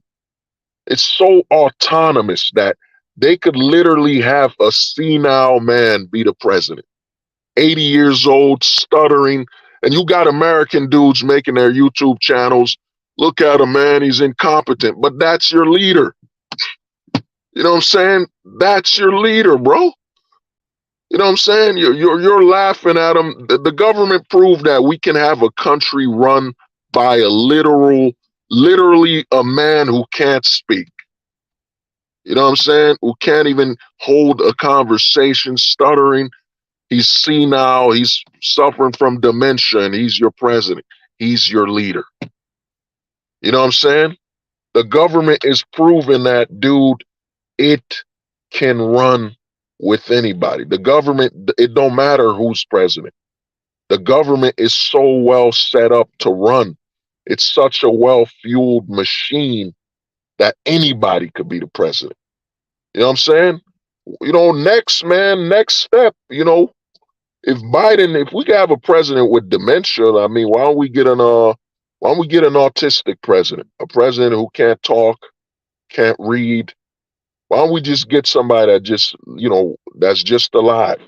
The next president is just going to be, later down the road, the next president will just be somebody that's alive. You don't need to talk. You don't need to read.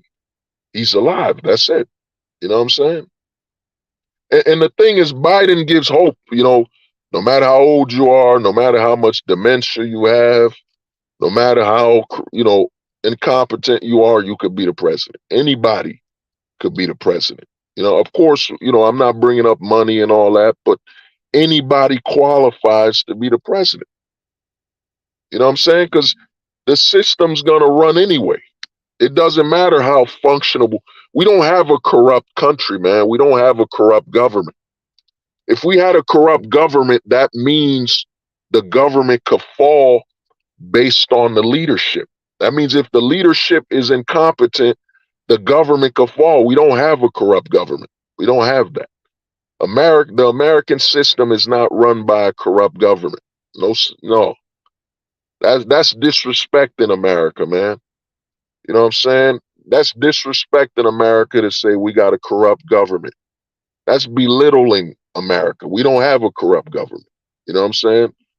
Our government is above corruption. We don't got that. We don't got a corrupt government at all. We have the Godverment. You know what I'm saying? The government is like a God-like entity. You know what I'm saying? It will function no matter what, and every politician will play their role. They will play their role. There are politicians literally that have gone homeless due to divorce. They didn't say, let's change the marriage law. No. There are politicians that literally lost everything to child support. You know what I'm saying? Lost everything to the family court. They never whispered, we need to change the rule. They know, well, unless the government wants to change, unless the government wants that decreed and changed, it is what it is. You know what I'm saying? That's why when you hear all these red pillars, we need to change things. We need to vote. We need to, dude, the politicians aren't trying to change anything. Not even the most minimalistic thing they're trying to change. They just play their role because they know the government is above all. They're willing to sacrifice everything it takes. The people, it don't matter because the government must still exist. When it's all said and done, the government must stand. No matter the chaos, no matter the lives that must be sacrificed, the government must stand. Because the government is above man. It is above the flesh-bound mortals walking around. You know what I mean? But, Greta Thunberg will be the leader of EU. Yeah. I mean, Greta Thunberg qualifies. I mean, she did a speech. She can speak, right? You know what I'm saying? I don't see why not. She could speak and she has the greatest catchphrase ever. How dare you? You know what I'm saying? I can see her running for the EU. How dare you? You know what I'm saying? That's all she got to say. You know what I'm saying? She could put her running campaign is how dare you 2023. How dare you not vote for Greta Thunberg? You know what I'm saying? How dare you? You know what I'm saying? You against the environment. You know what I mean? But to get back to things is this, man. A lot of men are running the black pill simulation. You know what I mean? And when you run the black pill simulation, you realize, yeah, there is no long term, man. Long term, like I told guys, the red pill has the biggest scam. Cheaper to keeper. That cheaper to keeper is a goddamn lie, man. Anybody that believes cheaper to keeper, you lost your damn mind. You know what I'm saying? You lost your mind to believe it's cheaper to keeper. You lost your damn mind. You know what I'm saying? You must be crazy to believe that. Cheaper to keeper. You know what I mean? My brother was good, man. You must be out of your mind. So it's cheaper to keep someone when a domestic case could be built on you, when all the problematic issues. The red pillars are basically guys, like I said, the majority of the manosphere, they're purple pilled. And below that is the pink pills coming up. There ain't even that many red pillars if you think about it. You know what I'm saying? There aren't that many. The majority are either purple pilled or pink pilled. You know what I'm saying? Because the way I look at it, for you to be red pilled, you would have to be a bachelor. You would have to be a forever bachelor. Because if the red pill is tied to the laws changing, domestic law changing, then how can you ever settle down? How can you ever be married and call yourself a red pillar? How can you ever be in a long-term relationship and call yourself a red pill? You know what I'm saying? That doesn't make any sense. You know what I mean? Logically, that makes any sense. That's an oxymoron for you to say I'm a red pillar, yet you're in a long-term relationship. That makes no sense. If being red pilled is tied to the domestic law changing, is tied to the domestic laws changing, then how can you be in a relationship? How can you be in a long-term relationship and call yourself red pilled? The only dude that could say he's red pilled right now is Leonardo DiCaprio. Leonardo DiCaprio is a red pilled man. You know, well, no, he's more than that. I mean, he's travels. You know what I mean? Leo's more like a silver, but Leo's living his life, man. He's a bachelor, you know. But like I was saying, man, you know, when you run the black pill simulation, you start running long-term relationship. You start running the results. Like, you know, you know what I'm saying? I'm gonna ask you, I'm gonna ask you a question.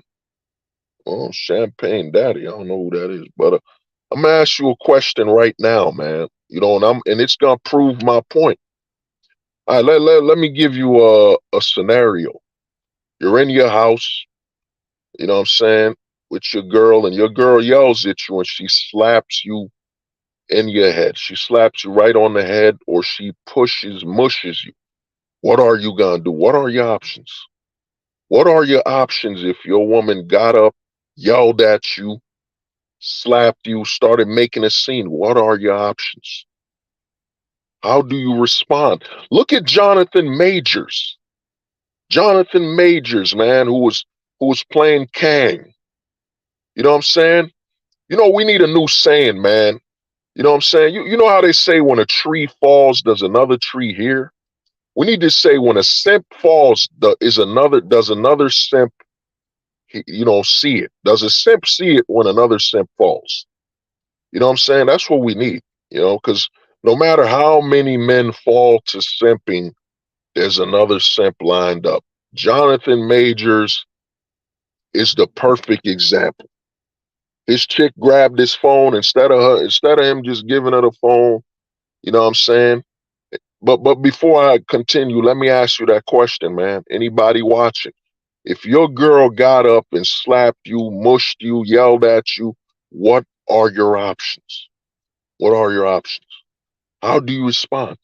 Like, how do you respond to that? You know what I mean? How do you respond if your girl at your house was yelling and cursing at you right now? How do you respond?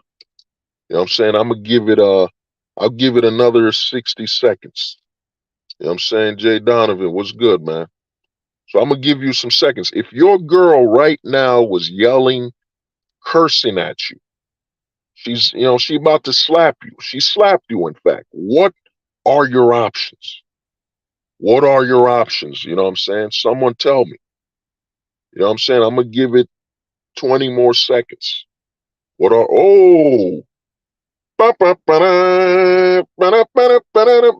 at our winner of the sweepstakes, the winner of the Black Pill 4.0 sweepstakes, Jay Donovan, 23 Jerry. Yeah, you leave. You leave. That's it, man. That's the only option for men now, is to leave. This is why I say we're heading towards the plague, the ghost plague. To leave. You know what I'm saying? My ego wants to assert myself. Yeah. But the only option men have now, if you run the black pill simulation, is to leave.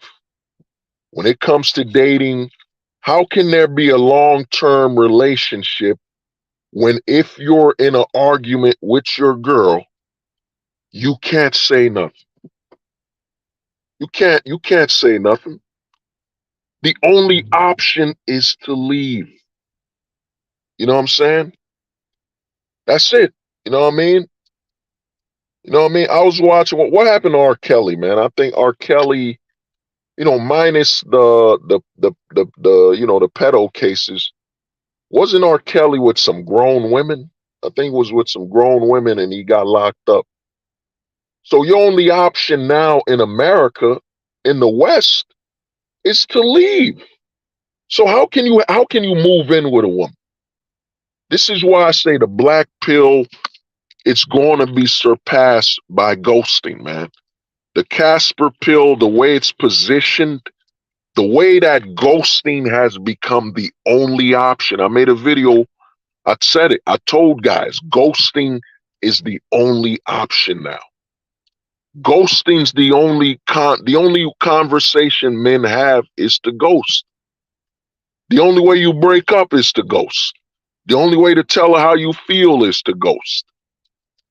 You know what I'm saying? Ghosting is the only language allowed. You know what I mean? Ghosting is the only response for men in the West. It's the only response now. And guys are telling me, "Oh man, hold the truth hostage. You're out of your mind with this Casper pill and full-time ghosting." There's no way it's gonna become the only option, the safest option. There's no way men will only be thinking about ghosting. There's no way. You know what I'm saying? The ghosting is the only option, man. The Casper pill, when I made that video, Casper Pill 2.0, man, if you never watched that video, you better watch it, man. You better download that video. You better keep that on the phone, replay it. You know what I'm saying? You're gonna need that in your war chest, in your minefield. Because ghosting now is all men can say. We got celebrities being told they're toxic masculine. And here's the thing. Celebrities don't matter no more. You know what I'm saying? Actors don't matter no more. The biggest celebrities aren't fucking actors. I could say Jake Paul right now. Jake Paul is bigger. He's bigger than Tom Cruise right now. Jake Paul is bigger. He's more recognized than any actor you can point out. Jake Paul is probably more known than Keanu Reeves right now. You know what I'm saying? The influencers are number one, man. You know what I'm saying? You know what I mean? People saying Hollywood. Who gives a fuck? Yo, who gives a fuck about the Oscars, man? Who gives a fuck about the Oscars? Their voices don't matter no more. They're not the main influence. The main influence, Mr. Beast. You got and the thing, PewDiePie, Markiplier, Destiny. I forget his name. He's that dude with the fake mustache and he wears his body armor crap. There are YouTubers averaging, going live, over 100,000 people watching them play a fucking video game, man. 100,000 people. I don't remember. I've never seen Tom Cruise go live, have 100,000 people. They're no longer the main influence. Hollywood is dead. You know what I'm saying? Hollywood, yeah, Dr. Disrespect. Yeah, I remember, Dr. Disrespect came back to YouTube. I was watching it live. Because, I keep up, I keep tabs. I saw it. He hit over 150,000 people while live streaming. Over 150,000 people were watching this man play a video game and talk about life. Talk about his next move. You know what I mean? What is that? Kai Cenat? Yeah, Kai Cenat. You could name, like me and David were talking. I challenge anybody on this comment section. I challenge you. I challenge you to name. I challenge you to name 5 actors just from the 2010s that are superstars. Name 5. They can only be from the 2010s. They can't just be they played Thor. They got to be superstars. Name 5 superstar actors, and I'm gonna give you one. Michael B. Jordan. He blew up in the 2010s. So Michael B. Jordan. Name 5 actors, man. Name 5. I gave you Michael B. Jordan for free. Name 5 actors that are literally superstars, that are global, well-known, dominant. You can't name 5 actors just from the 2010s that are superstars. You can't. But I guarantee you could name right now, you could name 5 influencers, YouTubers. You could name 5 YouTubers. I'm going to name 5 YouTubers right now. I'm going to give it to you without even trying. KSI, Logan Paul, Jake Paul, Destiny, Markiplier, PewDiePie. I could keep going. I could keep going, man. Now let me try to name 5 superstar actors. Michael B. Jordan. Just from the 2010s. Okay, so Michael B. Jordan. Henry Cavill. Yeah, Henry Cavill. Michael B. Jordan. Damn, who else? Look at that. Who else? Who else? I can't. There it is, man. Actors. No one. Hollywood is garbage, man. Hollywood is dead, man. Hollywood has no value. Hollywood is no longer the main influencer. If you look up, there's a big case going on right now, man. There's a big case on fraud. Guess what? Guess who was caught on the fraud? Top influencers, top YouTubers, some Hollywood people. Like, who cares? I could name mad Hollywood stars from before 2010. Tom Cruise. You know what I'm saying? I could name The Rock. I could name all these superstars from before the 2010s. You know what I'm saying? Even if we were to try, let's go, you know what I mean? You can't.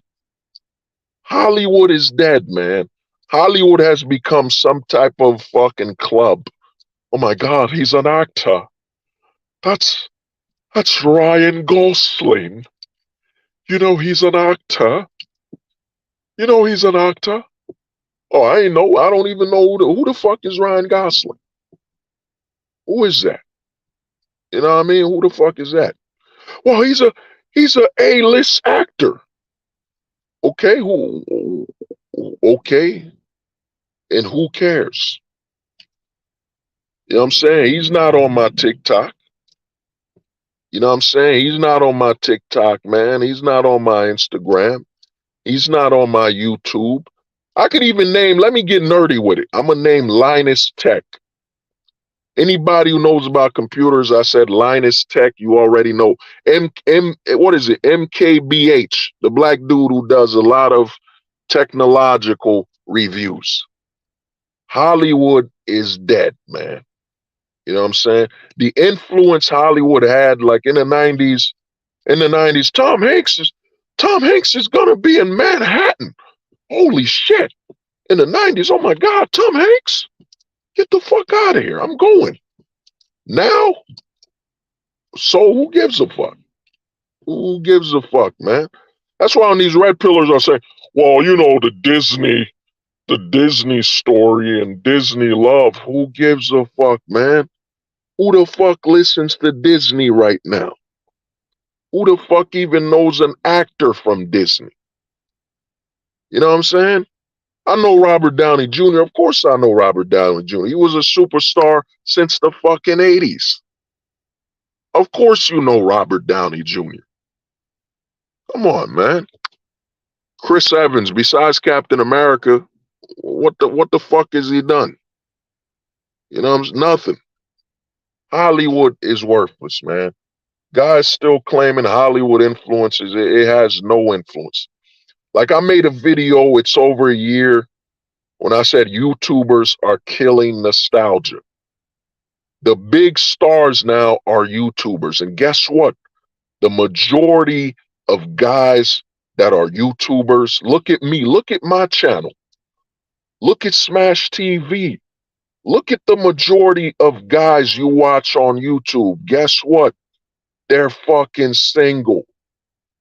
The majority of guys you watch on YouTube, they're either single or you never see a woman on their videos. You never see a woman while they're streaming. Think of the influence that's having on all these up and coming, you know, Gen Alphas and Zoomers that watch, that live and die based on their favorite influencer. You know what I mean? You watch KSI, you watch all their channels, they're single. And even if they're in a long-term relationship, guess what? They're fucking hiding it. You know what I mean? They're hiding it. You know, in the 90s, you know what I'm saying? Or early 2000s when they were calling actors, what is it? Bennifer, Brad Pitt, and Jennifer Lopez. And when they had names for all these couples, you know what I'm saying? No one's doing that shit anymore, man. Dr. Disrespect, you know, even though he's a simp, he's simped out. You look up his simp history, man. He's simping out. But at least you look up Dr. Disrespect. What is he? He's alone. The majority of people I watch on YouTube, these dudes is single, man. Or if they're not single, you don't see no woman when they streaming, man. They project a bachelor's image. You know what I'm saying? So how are Zoomers influenced by Disney and these romantic movies when their main influencers, if you've been watching PewDiePie for over 10 years, he got married. I mean, he simped out. He got married, you know what I mean? He got married, I think, in America. He simped out, you know what I mean? Eventually, simping is, in the words of Thanos, simping in the West for the majority of celeb guys, it is what did Thanos say? I am inevitable. You know what I'm saying? You know what I mean? So, but the majority of these young men, Zoomers, Gen Alpha, they're growing up, they're watching their guys, their favorite influencers, and the favorite influencers, and this is how the black pill breaks and destroys the red pill scam and hypocrisy of them saying, oh, guys are losing. Dude, the majority of wealthy people on YouTube are men. The people who make the most money off of YouTube are men. The people who make the most money off of streaming and all that stuff are men. You know what I mean? Men. You could bring up OnlyFans all you want. You could bring up all that. Guess what? The OnlyFans chicks, look up their earnings averaging, compare it to the top 15 men on YouTube that's been making millions for years. Come on, man. Men are making money in tech. Men are making, get the fuck out of here, man. You know what I'm saying? So, to me, you got to understand, man. Once you run the black pill simulation, when you simulate, and here's the other thing, I've been talking about dating for all this whole hour. When you run the simulation, because I got a lot of, like I said, the gray pill is evident, man. The gray pill is real. There are more gray pillars. I got a lot of homies, man. Let's switch the simulation to society. Let's run the simulation. Let's run the black pill simulation in society. So I want you to think about it. Some guys, close your eyes, whatever the fuck you gotta do. Simulate the West. Now simulate the West. You know what I'm saying? Have a mental simulation of it. Okay? Now you simulated the business, you simulated everything and all that. So if you simulated the West, what did you come to? What did you arrive at? You will arrive that the West is a place of labor. Labor. That's it, man. You know what I mean? The West is a place of labor. That's it, man. We got billionaires. We got billionaires in America dying of stress. The West is strictly labor. In America, you're never not working. There's no, even the homeless are working. Everyone's working, man. Because everyone has to live up to this standard or watch out, whatever, careful what you say, boom, boom, boom, boom. The West is labor, man. I was talking to one of my homies. I was talking to this dude who's from Romania, man, Albania or whatever, you know what I mean? And he told me, we were talking about real estate, you know, you buy a house here in America, guess what? You got to get approval from the homeowners association. So you spend over $400,000, you spend over $1 million on your house. You got to get and if you were like, you know what, man, this is my house. I wanna paint the whole house, I don't know, green. The whole house I want to paint it green. You might have to get approval from the homeowners association.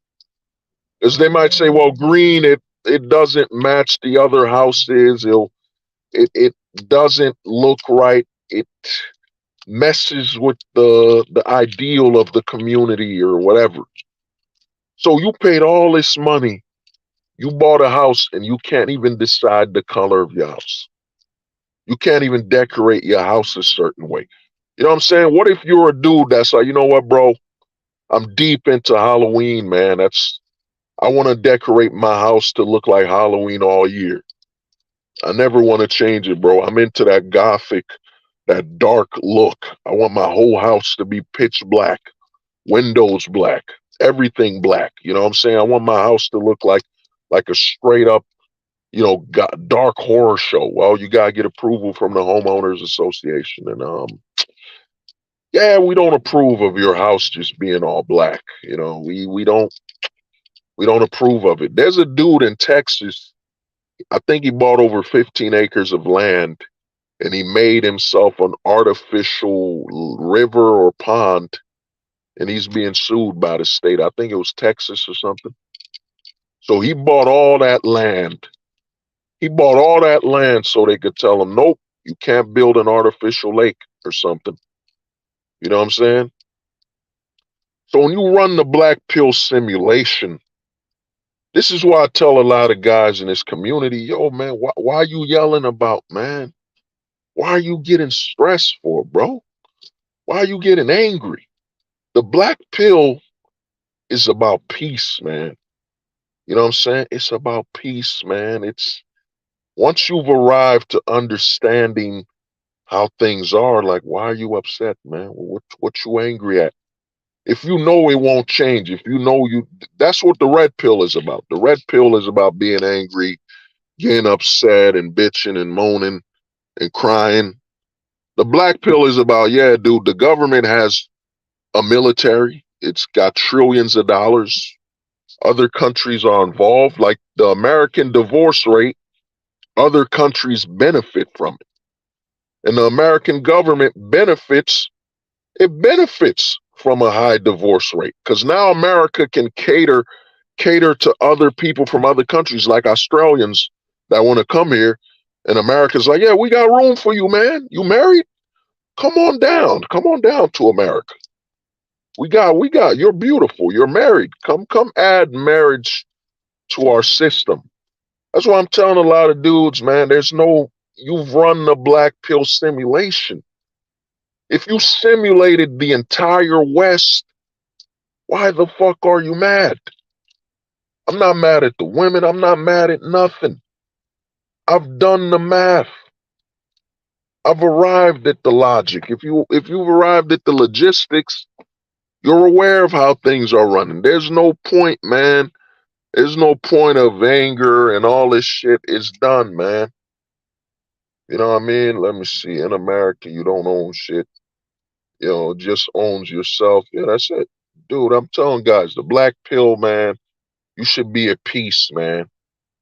The gray pill is when you get this black pill knowledge, you're aware of everything, and you still want to change this shit. You still want to gather a lot of men to march, all that bullshit. You know what I'm saying? When America's the land of opportunity, man. Land of opportunity to succeed or destroy yourself. The opportunity is there, man.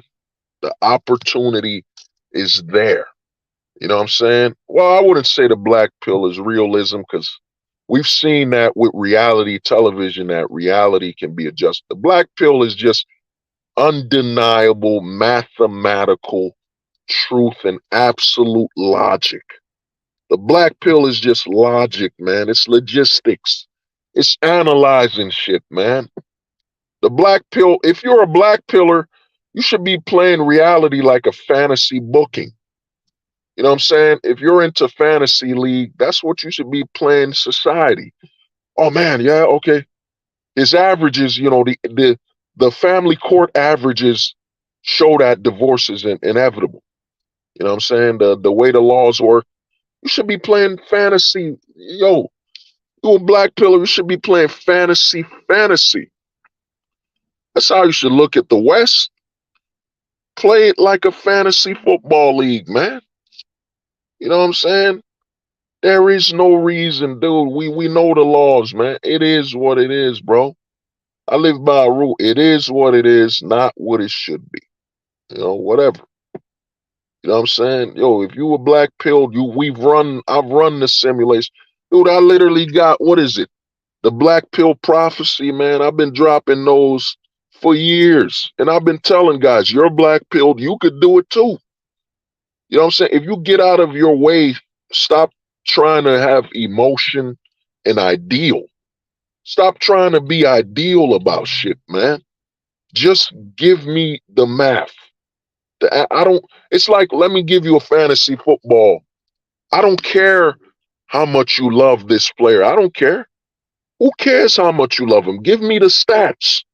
He's horrible at passing. He's horrible. In the third quarter, he's going to get you a turnover. You know what I'm saying? I don't care how much you like Kirk Cousins, man. If you're a football fan, we all know Kirk Cousins is turnover prone. He's interception prone. Give me the math, man. The black pill is literally analytics, man.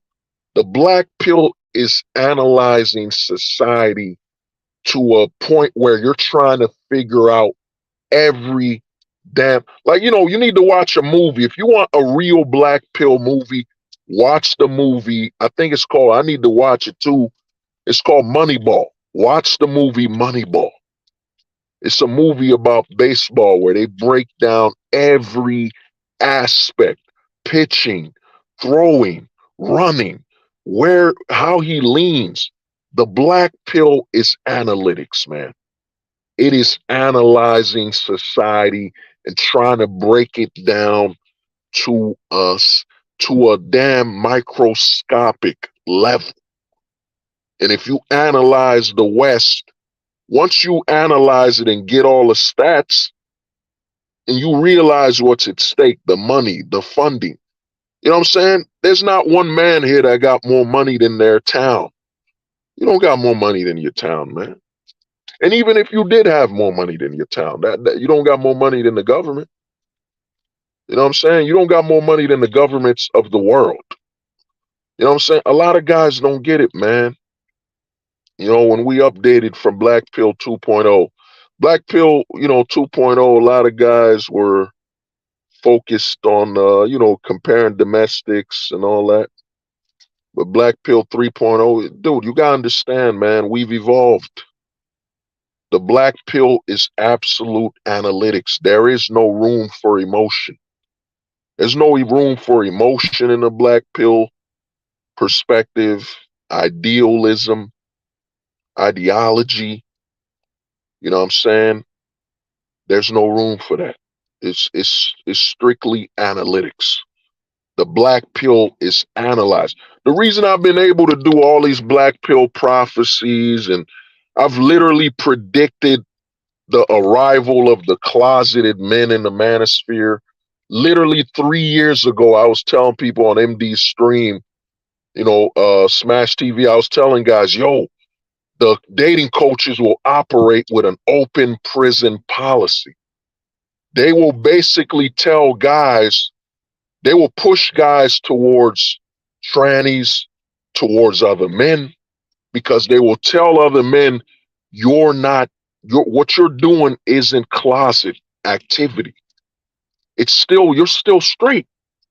You're just like in a prison and you can't get access to women. So the open prison policy, I predicted this shit over 3 years ago when I was telling guys this, man. We're gonna be in an open prison policy where these dating coaches will push guys towards men. You know what I'm saying? Look at this shit, man. Let me play this crap, man. Look at this shit, man. Let me play this. Let me play the OGs. Have banged a few lady boys, whether I knew it or not. I'm pretty sure I banged a lady boy. I mean, I didn't realise until the next day. You know what I mean? Look at that. Then look at this. All right, last but not least, number 7. I know you guys probably give me some shit about number 7, but truly, I don't give a fuck. Number 7, if you go to the beach, find the gay area, sit in the gay area. I'm telling you, bro, gay dudes here in Brazil throw the best alley oops. I be throwing oops like a. Look at that, and this is Austin Hollow.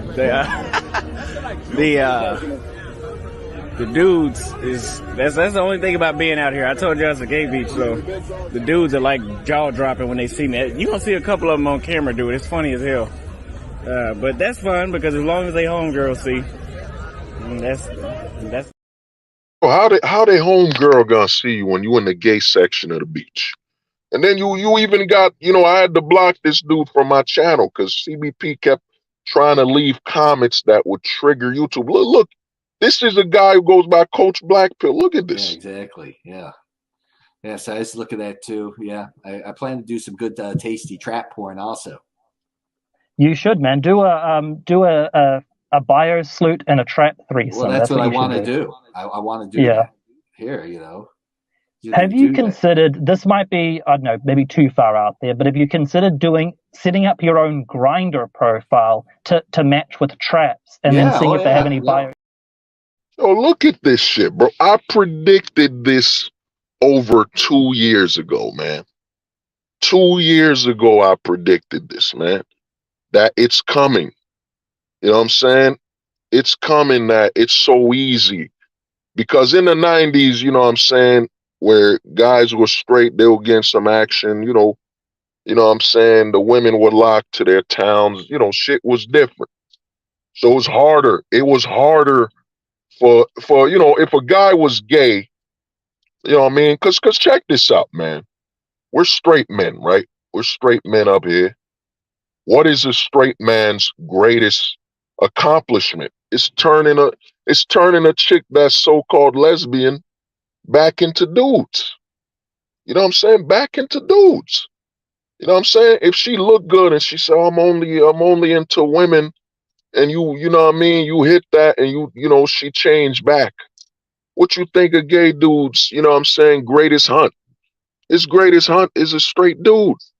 His greatest prey is a straight dude, man. You know what I mean? So that we know. You see this, I gotta start my, back up my video series on Pop the Culture. Y'all see what's going on with this Budweiser? I predicted this shit, man. You know what I'm saying? The black pill prophecy, man. I was told by what the hell's his name? I forget his name. Yeah. I forget his name, but somebody told me, oh, Hold the Truth hostage is acting like he's a prophet. Look at the Budweiser shit, man. I told y'all this shit was coming. The Budweiser. Look at the Budweiser where a CEO hires a Autobot, hires an Autobot and puts it on the beer.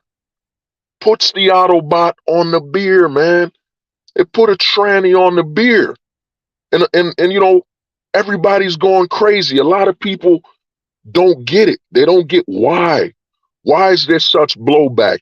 Beyond the predictable, okay, that's a tranny thing. The reason there's blowback is that you're advertising that it's okay to hunt straight men.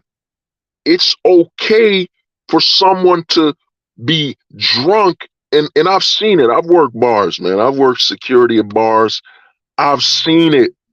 I've seen it where Decepticon picked up a guy. I've seen it, man. I've been at a bar where dude was too drunk, and this Decepticon came up to him. He put my Optimus Prime. As I have warned, I am Optimus Prime. Though you have not heeded my words, that the Decepticons, they shall hunt men in the bars. They shall wait until you show signs that you are too drunk, too inebriated. The Decepticons will strike when you are at your least able to control yourself. For I am Optimus Prime, your leader. I have warned you that the Decepticons, led by Megatron, will come to the bars. They will await when you, a straight man, are too drunk to be able to see the Adam's apple growing out of the Decepticon's neck. The Decepticons will await when you are too inebriated, when you are too drunk. That is when the Decepticons will arrive to proclaim your body, to take what was once straight and turn it narrow for Megatron. You know, man, I gotta drink some water. That Optimus voice can fucking hurt your damn voice box.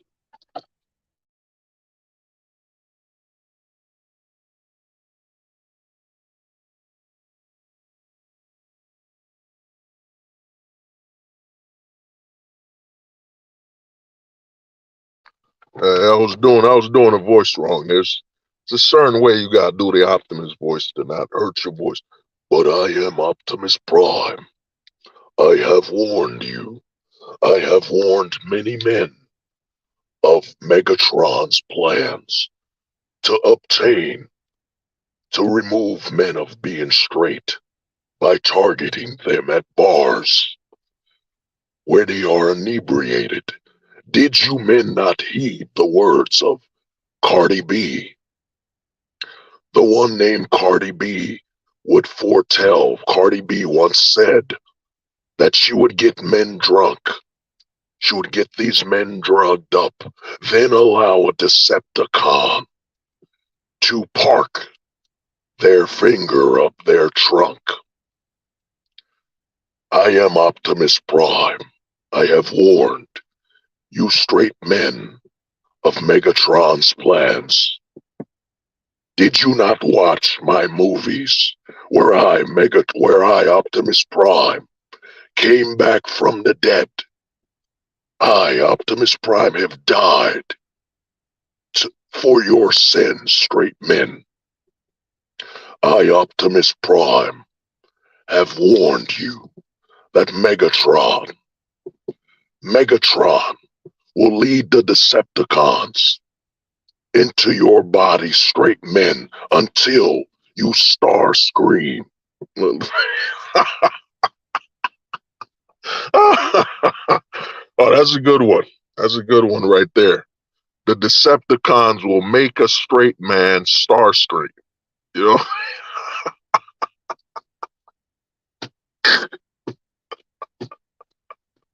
Come on, man. You know that's a good one. You know what I mean? I warn dudes. That's why, you know, the media can't say what's really going on. They're not black-pilled enough, man. They can't drop what's going on. You're advertising. And this CEO now, and notice this. Notice, man. They wouldn't fire the CEO. The CEO literally lost whatever that company's name, they lost it over $50 billion. Let me and you show up to work late. This CEO's in the closet, and I've been telling guys, the closet is the future. The closet, once closeted men get comfortable enough, they will show themselves. Look at CBP. It took CBP over 2 years to finally admit he's in the closet. He's giving advice on how to date trannies, man. I told dudes when the dudes in the closet get comfortable, they're gonna start showing themselves, man. You got a CEO who runs Budweiser. Well, we employ over 40,000 Americans. Well, if you really gave a damn about employing 40,000 Americans, why would you put a damn Decepticon, an Autobot on the, I got a Decepticon on the goddamn beer can. When you know men are inebriated, they're drunk. You're literally signaling that it's perfectly okay to hunt straight men. You know what I'm saying? Because that CEO has his fantasy, man. There's a lot of dudes in the closet, man, with money, where they get married. In the black neighborhood, they call them down low, man. They call them down low. You know what I'm saying? That's what we used to hear in the 90s. Yo, there's a lot of down low dudes, man. You know what I'm saying? But I updated it. Down low was, that's old school. The closet is the new word. You know what I'm saying? That dude, CEO, lost them billions of dollars. You think Budweiser would fire him? They act like, dude, man, I've been working in bars, man. Yo, you're a beer company. People drink beer, whether you're straight, gay, lesbian, whatever you are. People drink. You know what I'm saying? No one ever said, "Oh my God, look at that person drinking beer. How dare you?" In the words, how dare you drink beer and not be straight? That's never happened. There are literally movies where people of all sexes are drinking beer, but they had to let you know. They had to let you signal. They had to signal. I've been telling guys, man, you live in the West, man. This is an anti-straight male society. You know what I'm saying? All the laws passed. Think about it. All the laws passed punish straight men, man. Having children now men can only have children. They can't raise them. A lot of guys are looking at the math wrong. When they talk about, oh man, single moms, there's over, when they say there's over 60 single moms, 60%, that means there's 60% of men not allowed to raise their children. Look at the real math, man. Look at the real fucking math, man. You know what I'm saying? Don't be falling for that BS, man. And only Budweiser, yeah. I mean, to me, these big companies, I never thought, shout out to the homie David, anybody above the age of 21 will know this saying. This saying rang in my mind. Like, I knew this saying before I could speak English too well. This saying used to be said, man, the customer is always right. Never abuse the customer, never join politics. Don't do anything to offend the customer. That was the 90s. That was the 80s. That was, I think, even the 2000s. You know what I'm saying? You're a fucking beer company, man. No one gives a fuck about who's drinking beer. You know what I'm saying? They act like straight people are slapping beer out of the hands of anybody that ain't straight. You know what I mean? That whole Budweiser thing was a message to straight men. First, Gillette. Think about it. Gillette never recovered. Gillette went against the majority of its base, straight men. Dude, a lot of these companies, that CEO, he could be fired. He already made millions. They just gonna give him a severance package if they fired him. You know what I'm saying? He's gonna walk away with his millions of dollars. It'll be all right.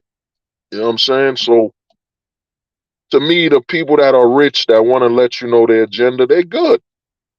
They don't care about the poor people working below, man. This is why a lot of people got offended when I said the future, and I've been saying this for over 2 years. I made a video called, what is it? Existence over purpose. You know what I'm saying? Mobility and minimal mobility is freedom, whatever. The future of America is minimalism. Minimalism is the future, man. You can't trust any company you work for. Look at the motherfucker who was running Budweiser. Think of all them dudes that bought a house, that that work in the factory making the beer, and then this motherfucker, this bitch ass CEO, just says, "Let me make all our customers angry." Now these people about to get fired. You can't respect any job anymore, man. You got to learn. You got to operate on the 50-50 law, man. 50-50, man. Whatever you make, you got to, I'm not doing it myself now, but whatever you make now, you got to save 50%, man. Wherever you work, you got to save 50%. That means you can't be renting apartments anymore, man. Your job ain't safe because these companies don't care about your job anymore. How the fuck you a CEO, graduated from MIT and all that bullshit with a business degree, and you go insult your main consumer for what, less than 1%? And here's the thing about that less than 1%. Most of them are literally pro-deletion. The majority, like, you can look up the math on how many men that go through a transition that delete themselves. It's extremely high. You know what I'm saying? You think deletion is high on straight men? No. It's nothing compared to non-straight men. The deletion rate is far higher. You know what I'm saying? A guy transitions, you know what I'm saying? He transitions and finds out that, yo, man, no straight man's gonna buy that. I don't care if you're post-op, you shaved your Adam's apple. Yo, you a man, bro. You just a man with an organic costume. You know what I'm saying? It's just like them chicks with a fake ass. You're like, yeah, they did a good job, but that's still a fake ass. You know, you know what I mean? That's still fake. They did a great job. They did a great job with your silicone job, but that's still silicone. That's still a fake ass breast. And there's so many chicks, you can look it up, where their silicone is popping. Like their breasts, like I'm gonna give you, if you're a wrestling fan, Ric Flair's daughter, her breast popped. Her silicone bag popped inside of her. She does all this wrestling, all this lifting weights, and doesn't understand. You got a bag of silicone in your body. You know what I'm saying? It has pressure limits. And the other thing is, you know what I'm saying? You got silicone, whatever it is in your body, and your cells are eating away at it. Most women don't even know they're supposed to change their breasts. They're supposed to change their the silicone in their breasts.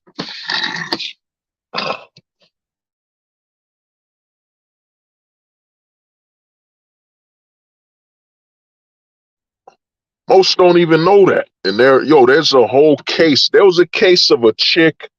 She was doing squats and her ass exploded.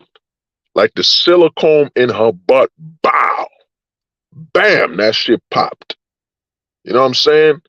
They don't understand that when they understand. They get all this surgery, but remember, man can't say nothing. Yeah, like two bowling balls.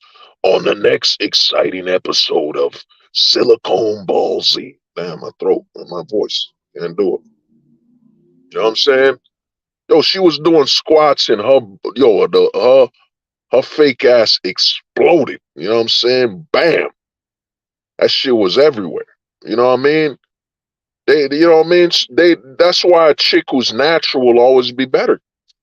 Because she could live her life. She could work out. She could push her body to the limit. A chick with silicone, she ain't supposed to lift a certain amount of things.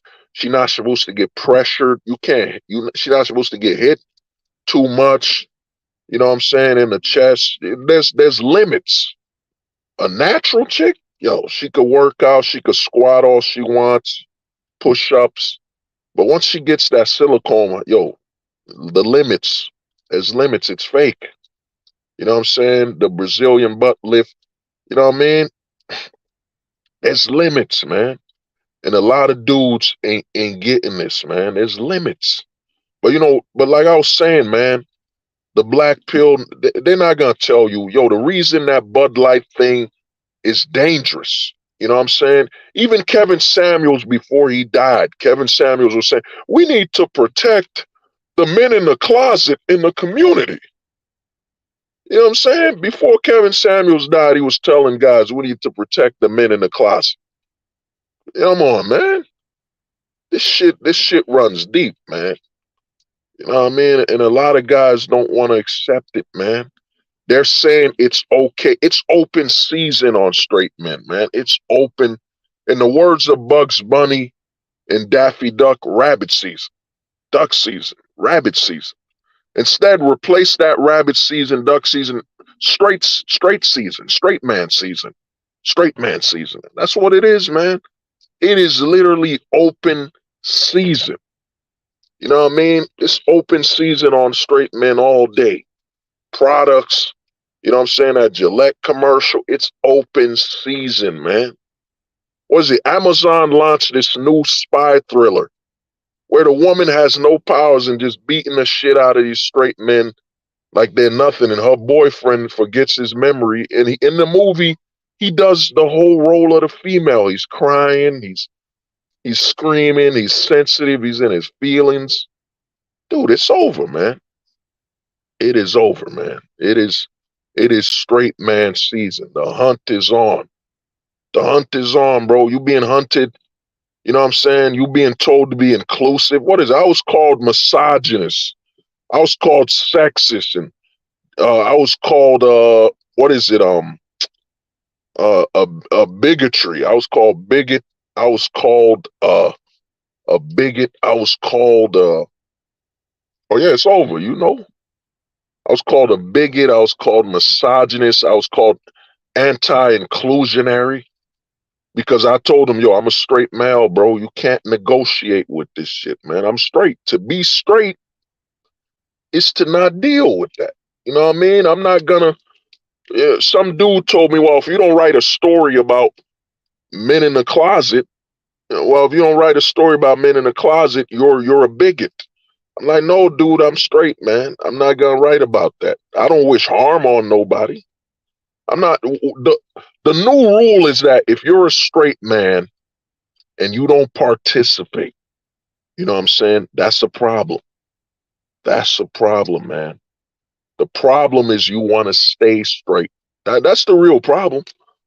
The real problem is you want to stay straight. That's the real problem. You know what I mean?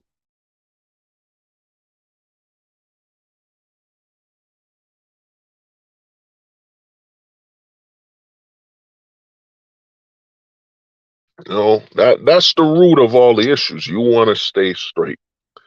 You know what I mean? It's kind of like, I don't know if you remember when DMX died. Before DMX died, they had an interview with DMX where his son came at him. His son who was, his son who was gay. And DMX ain't want to support him or be around him. And they tried to demonize DMX. You know what I'm saying? Even though DMX is troubled, whatever. But dude, he's a straight father. Like, what is he gonna talk to his son about? You know what I'm saying? If his son ain't straight, like what do we talk about? We could talk about your job, you making money. But other than that, like, what do we have to talk about? You know what I'm saying? Beyond your employment history, what do we got to talk about, man? Because I've been telling guys this for over 2 years, man. They're trying to closet you through your children, man. There's a reason why fathers in the 90s will be like, well, man, son, I'm going to take care of you. I'm going to feed you. I'm going to be there for you. But, whatever you doing in the closet, it ain't going to be done in this house. You know what I'm saying? You can't do that closet stuff in the house, go to his house or whatever. You know what I'm saying? So the goal is they want to closet you through your children now. Like, well, why don't you, it's wrong for a straight man to do anything. Why don't you want to be in your son's life that's not straight? Well, man, he's not straight. You You know what I mean? We got nothing to talk about. I don't wish, we men out here, man. Like there's some dudes, you see the homie David, man. Me and David ain't talk in a minute. That's my man. That's the homie, and he needed his space. I respected that. You know what I'm saying? Just like some people come on and off this channel. I don't get antagonized by like, oh man, why aren't you watching my channel? Why aren't you on my streams? No, I'm like, yo, that's a man. He living his life. I'm living my life. You know what I'm saying? We'll link up. I don't wish no harm on that man. He needed his space. We men. You know what I mean? That's your son. That's my son. But yo, man, we don't need to talk. It is what it is, man. I don't hope nothing negative happens to him, but I had a son so one day he could have a son so I could help raise that son and continue the bloodline and, straight to straight. You know what I'm saying? It is what it is, man. America's become entitlement. You know what I'm saying? They push entitlement through everything. Even sports, you'll hear, he deserves a ring. No, dude, he didn't earn it. A lot of words we used to say in the 90s are gone. People don't say he earned it. People say, yo, he deserves a ring. Derrick Rose deserves a ring. Carmelo Anthony deserves a ring. Russell Westbrook deserves. No, he didn't earn it, man. He didn't earn a ring. He didn't win a ring. Yo, he didn't earn it. You know what I'm saying? He ain't entitled to a goddamn ring, man. He's got to earn it like everybody else. You know what I mean? We become your son, your children weren't even entitled to life, man. You gave them life. There was no entitlement there. You didn't get a message, yo, your son want to be born now. Yo, get somebody pregnant. Nah, man, you decided, you were like, all right, I'm going to have a kid. And bam, your kid was born. They're not entitled beyond you taking care of them and all that stuff, feeding. They're not entitled to a relationship, man. You know what I'm saying? They're not entitled to that made for TV movie crap. That's literally manipulation. You know what I'm saying? Dictating. You're going to dictate what qualifies as a relationship between a father and son. Yo, some people got their father in their life and yo, they just come home. What's up, Dad? How you doing? And you just look at him. Yeah, what's up, son? You good? Yeah, I'm good. All right, peace. They never talk, man. Your pops look at you. You look at him. He acknowledges that you're alive. You exist. You acknowledge he's alive. You exist, and y'all keep it moving. Not everybody's gonna have that same relationship. They're trying to dictate everything, man. That you're only allowed to live one way. You know what I'm saying? Versus, yo, different people do different things, man. Different cultures, different men do different things. Some fathers, the only time they gonna pay attention to you is during sports. You know what I'm saying? Once you stop playing, man, yeah. My pops supported me when I played basketball, but once I got off that court, we don't, besides sports, we don't talk now. We don't really talk other than that. That's really what he's into is sports. And he loves seeing his son play sports. That's it. But other than that, I had food. I had a shelter. We were good. You know what I'm saying? We didn't have that fictional TV show relationship. You know what I'm saying? Your pops is your pops, man. You know what I'm saying? So it is what it is. You know what I mean? Because what they're doing now is they're making it. This is why I say when you run the black pill simulation, man, you realize as a man, you can't say nothing. You can't say nothing to your kids either. You know what I mean? Imagine you got a son and, he want to do something you don't want him to do. You know what I'm saying? You say, yo, man, I don't care what age you are. This is my house. The schools, they just passed a bill in California. I don't know if it's California or whatever state it is where the schools do not have to tell the parents if their children are taking transitional or gender blocking, whatever shit. They don't got to tell their kids. They don't got to tell their parents what the kids are doing. And the schools, so that means I guess the school is, once they go to school, the teachers are the parents now. The school board is the parents. They're in charge of your children. They literally found a teacher that was sneaking a person's kid pills to end their manhood. You know what I'm saying? This is what it's become in the West, man. When you run the black pill simulation, you realize, yo, man, I ain't gonna go through that, man. I'm not going through that, man. You know what I'm saying? I can't have these kids or nothing, because that's all you can do is have them. You can't raise them no more. Yo, the schools are saying you don't have the right to raise your children. You don't have the right to know what's going on when they're at school. Come on, man. And your taxes are paying for these teachers, man.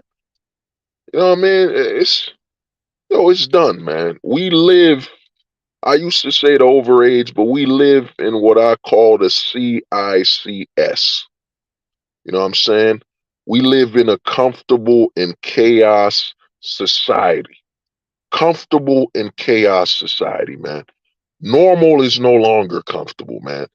Anytime a dude says something normal, he's seen as crazy.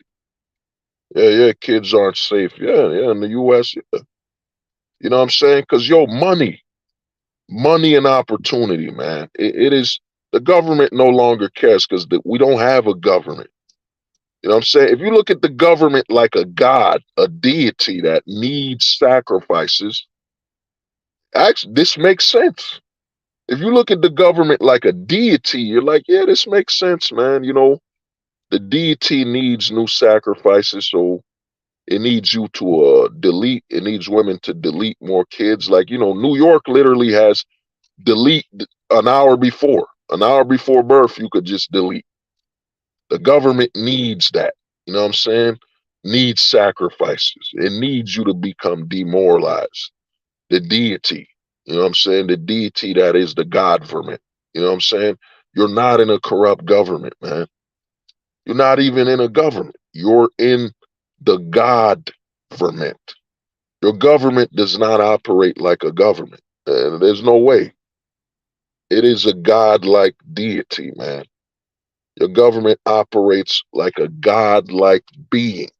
It needs sacrifices. It needs more women to openly talk about. You gotta look at it, man. The television. You got, and I'm not sure it's all 100% real. I don't believe it's all real. Shout out to the homie JP. I was talking to him. Is that what women working a regular job have time to protest? There's a lot of agents that were hired, actors. There's a lot of actors they pay to protest and act. You know what I'm saying? Oh, Linda, we need you to be in Connecticut. Remember, we need you to protest that conservative view on baby deleting. Oh, sure thing. I'm still getting my raise. Yeah, you're getting your raise. You know what I'm saying? I need you to cut your hair because some people on the internet are starting to say you look like someone from the last protest. We don't need them to figure out your identity. So I need you to cut your hair or wear a bald cap. I need you to dye your hair. Linda, Linda, we got another protest in Texas. You're hired again. Oh my God, thank you. Yeah, you're hired, Linda. I need you to march because Texas doesn't want to pass that bill that says that you should be able to delete a full-grown baby in 1 second. You should be able to decide in 1 second to delete it. A full-grown baby. So I need you to go protest in Texas. Remember, they're starting to recognize you. So I need you to wear this prosthetic nose. These fake lips. I need you there. They're starting to figure out who you are. You know?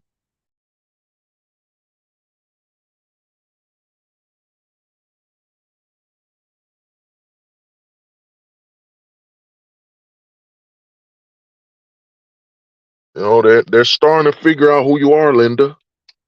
We need you to prosthetic nose. I need you to get a tan, get your skin darker. I need you to protest in Wyoming. You know what I'm saying? Wyoming next. Dude, I worked security where there was a security company where they would drive you to another state to do security. So you're telling me there's no acting company that will literally drive an actor or fly them to other states? Come on, man. I saw in Newark, there was a mayor, Sharp James, he was running, so he paid actors from Connecticut. He paid people to protest in Jersey that were from Connecticut. Don't vote for that. Don't vote for this mayor.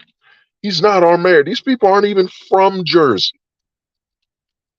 You know what I'm saying? There are actors, man. You think there's not dark web actors? There's always a black market, man. There's a black market for everything. And you're telling me there's no black market for acting? Where they're like, yeah, they're gonna pay you $5,000. You're just gonna need to be there for 2 hours.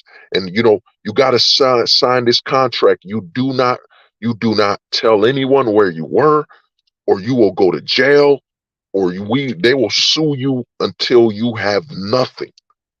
You know what I'm saying? So sign this contract and you're gonna pretend to protest. And come on, man. I live by a new code, man. I don't believe anything unless I was there. And even if I was there, I might not believe it because I don't know how it was done. You know what I'm saying? When CNN is featured in a goddamn movie, when these news stations are featured in movies, like they literally interviewed the anchor. What is an anchor from a news station doing on TV, on a movie? You know what I'm saying? With AI, I'm following AI. You want to know the biggest problem with AI? They say fake news. They say, oh, there's going to be too much fake news. What the fuck you mean? There's already news stations and movies. Why don't you just say, well, it's going to be really what's going on with AI when they talk about fake news and all that is that now these radio stations, news networks, they're going to make less money off of propaganda. Because now someone could just have an AI, have bot accounts on TikTok, on Twitter that talk like real people somewhat.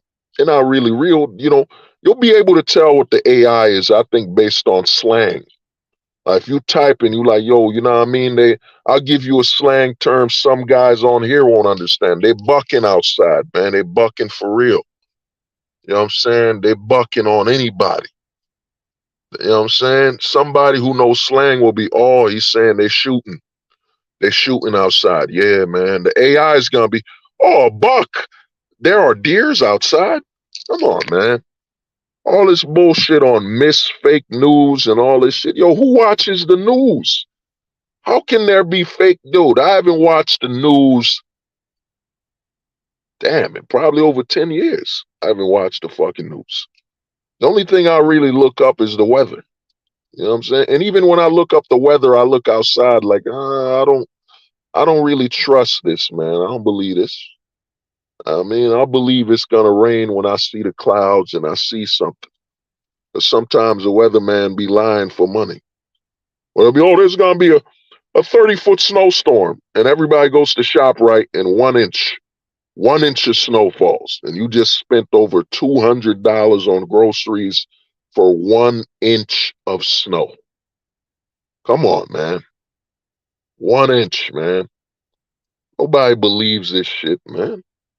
You know what I mean? But like I said, once you run the black pill simulation, you simulate it, you realize that, yo, man, there ain't no long-term value here in the West. The West is a labor. You're here to work, man. You make your money in the West.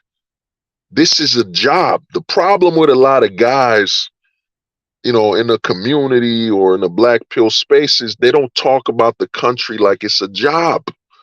I will give you a challenge, man. I will give you a challenge today.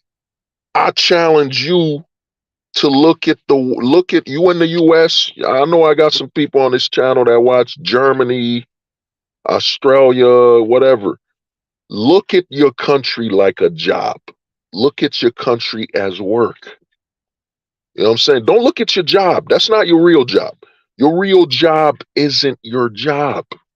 Your real career is being a citizen. That is the true job.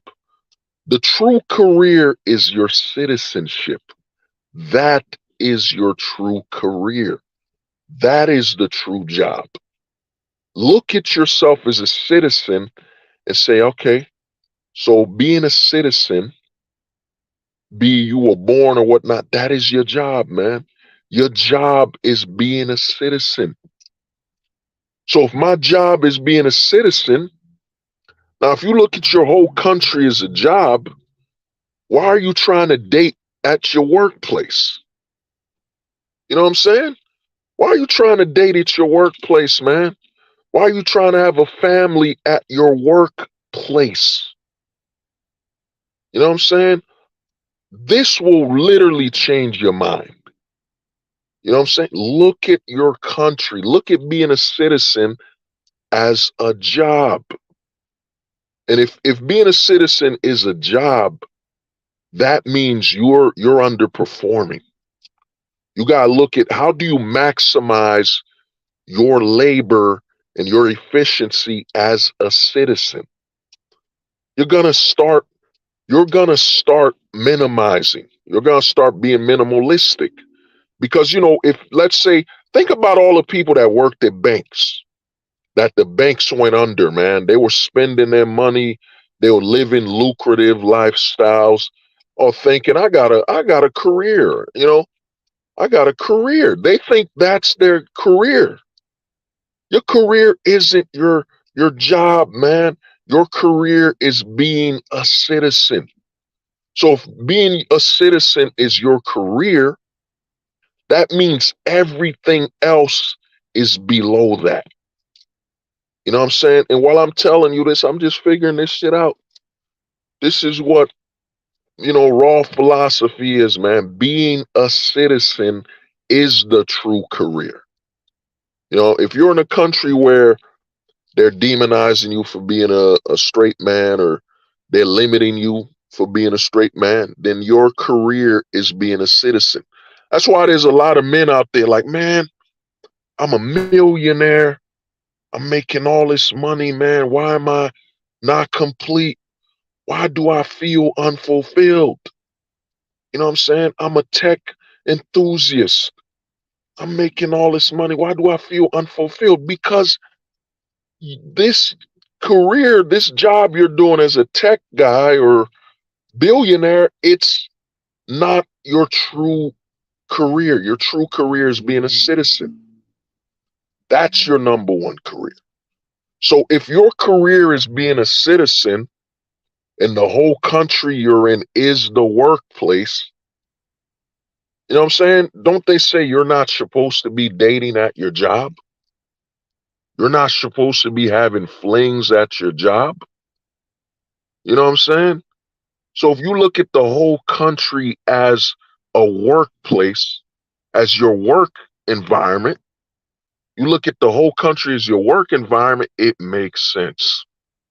Then the black pill, you're like, yeah, this makes sense now. Everything makes sense.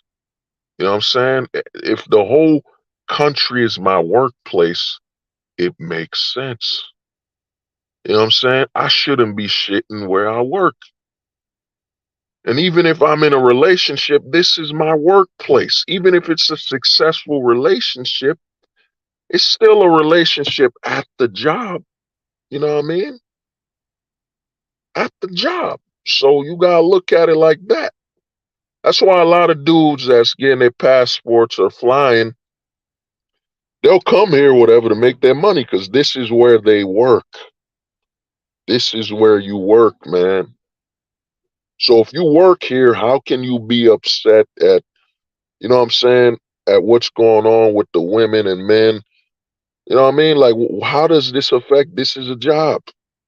You know what I mean? I don't go to work like, yo, these people at my job, they're my family. They're worth more to me than anything. No, I was hired. This is a job.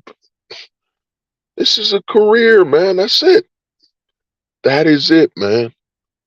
You know what I mean? It ain't that personal. This is a job, man. You know what I mean? So look at your citizenship, look at your whole country as a workplace. This is your job. This is your work environment. You know what I'm saying? Why do you think they even canceling homeless people? Oh, that homeless man, he talking reckless. You know what I'm saying? Because your job is to be a citizen, man. And this environment, this is a work environment. The whole country is a work environment. You know what I'm saying? So if the whole country's a work environment, why are you bitching and crying about you can't have a relationship with one of the women that is at your job? You know what I'm saying? Oh man, why doesn't she give me the time of day? Well, dude, you know you're at work, right? You know what I'm saying? You're at work. You're at work. You know what I'm saying? Always choose a career here that you can. Well, that's not always an option, man. It's like I told you yesterday, bro, is that not every country is Americanized. So there's a lot of jobs, even if you do them here, you won't have that option overseas. The only jobs you might have overseas, electrician, truck driver, like there's certain jobs, it's a skill. I mean, I gotta get my CDL, you know what I mean? But it's a skill. But the thing I'm telling you, you know, the homie Pars, is that, dude, being a citizen is your career, man. This is your job. Being a citizen. This is your true career. Being a citizen. And your job environment is your country. So all these guys, like once you do the black pill simulation on that level, yo, your mind will change, man. Your mind is like, holy shit. Hold the truth hostage. Just drop the, whoa. It dropped the nuke. So if the whole country's my job, like this is my whole work environment, is the entire country, then I'm trying to get a relationship at my job. I'm trying to start a family at my job. Hey, what am I doing? What's wrong with me? No, I got you, Pars. I got you. So that's what you gotta do, man. That's the black pill simulation. Now, I'm running out of time, but the ghost, you know, the Casper pill, the full-time ghosting scenario is that, okay, the whole country, my whole environment is my job. So how quickly can I maneuver? How quickly can I take time off? How quickly can I quit this job? Being a full-time ghost is prioritizing your ability to move at any time, anywhere. So, you know, this is why I tell guys, man, when you take that Casper pill, you arrive at that moment of ghosting is your priority. The way you spend your money, everything changes, because you start thinking on a level of, I can't have liabilities. You know what I'm saying? Zero attachments, zero liabilities. Liabilities mean, man, if I'm at this house and it ain't making me money, why the fuck am I here? If I'm in this apartment and it ain't making me money, why the fuck am I here? You know what I'm saying? That's why I be telling guys the future, you know, I'm gonna be dropping the Casper Pill 3.0, but the future is ghosting, because once you look at everything from a perspective of zero attachments, zero accountability, you know what I'm saying? Absolute you prioritize your existence above all. You know what I'm saying? Religion, your family, nothing comes above your existence and your ability to move, man, to maneuver. And when you look at it, when you're aware that, okay, this whole country is my job environment. Okay, so I gotta move. Like, how do I move? Like, what am I doing then? If the whole country is a labor force then what am I doing for my job? Am I flexible? Am I mobile?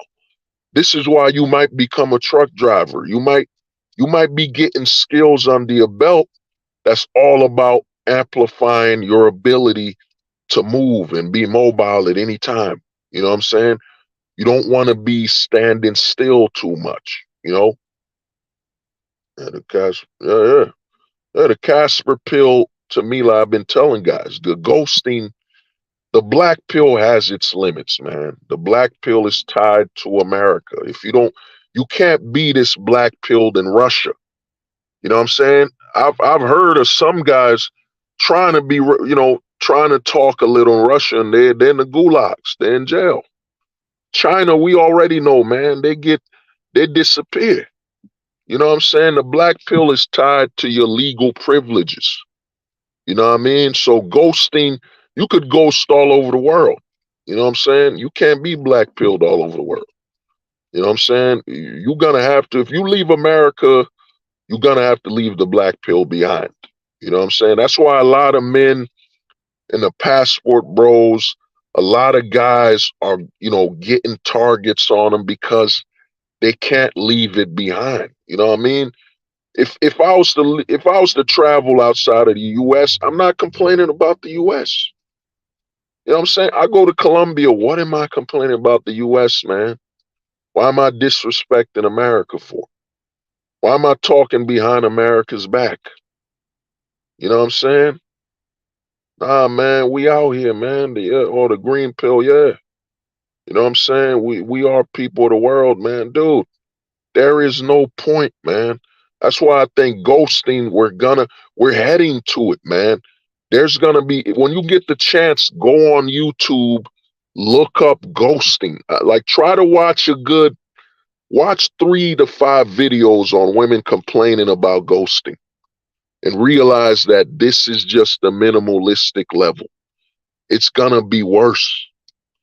You know what I'm saying? Soon guys will just, dating, you know what I'm saying? Dating, that's just part-time ghosting. There's a lot of part-time ghosting guys out there. You know what I'm saying? But the full-time ghost is coming. The full-time ghost is a guy, not even his family, like no one can get a reach of him at all unless he wants to be reached. You know what I'm saying? You know what I mean? The full-time ghost, you can't get access to him. You could be his number one homie. Like, yo, you calling him, like, he don't pick up. You know what I'm saying? Or he might just text you, man, I'm all right, don't worry about it. You can be, I want to talk to you. Nah, man, he don't respond. And then 2, 3 days later, you see him, and then he chopping it up with you. The ghost, it's coming, man. Right now, think about all the issues that's happening. We're in the age, there's a lot of part-time ghosting going on, man. Ghosting could for dating and all that stuff, but the full-time ghost is coming, man. And when that full-time ghost happens, man, a lot of dudes in your family, a lot of friends are going to disappear. And the crazy thing is, they're gonna be disappearing, and they didn't even leave. They right in front of you, like right in front of you, the person ain't talking to you. Because a lot of ghosting, ignoring you or whatever, they're moving on their own time. Because ghosting is about, what I'm saying, prioritizing your time on an absolute scale. Nothing matters other than what you want to do and what you're going to do. Nothing. And a lot of men, after Conan 19, over 5 years of Me Too, Budweiser now, Gillette, comic books, TV, you know what I'm saying, entertainment. Shout out to the homie David. David told me, I'm saying, give me a minute.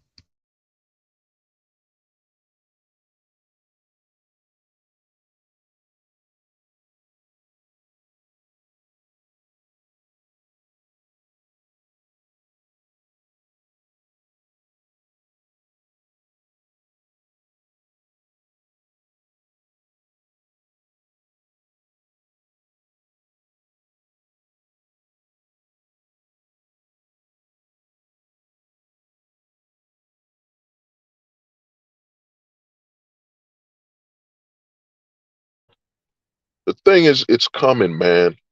The age of the full-time ghosting is coming.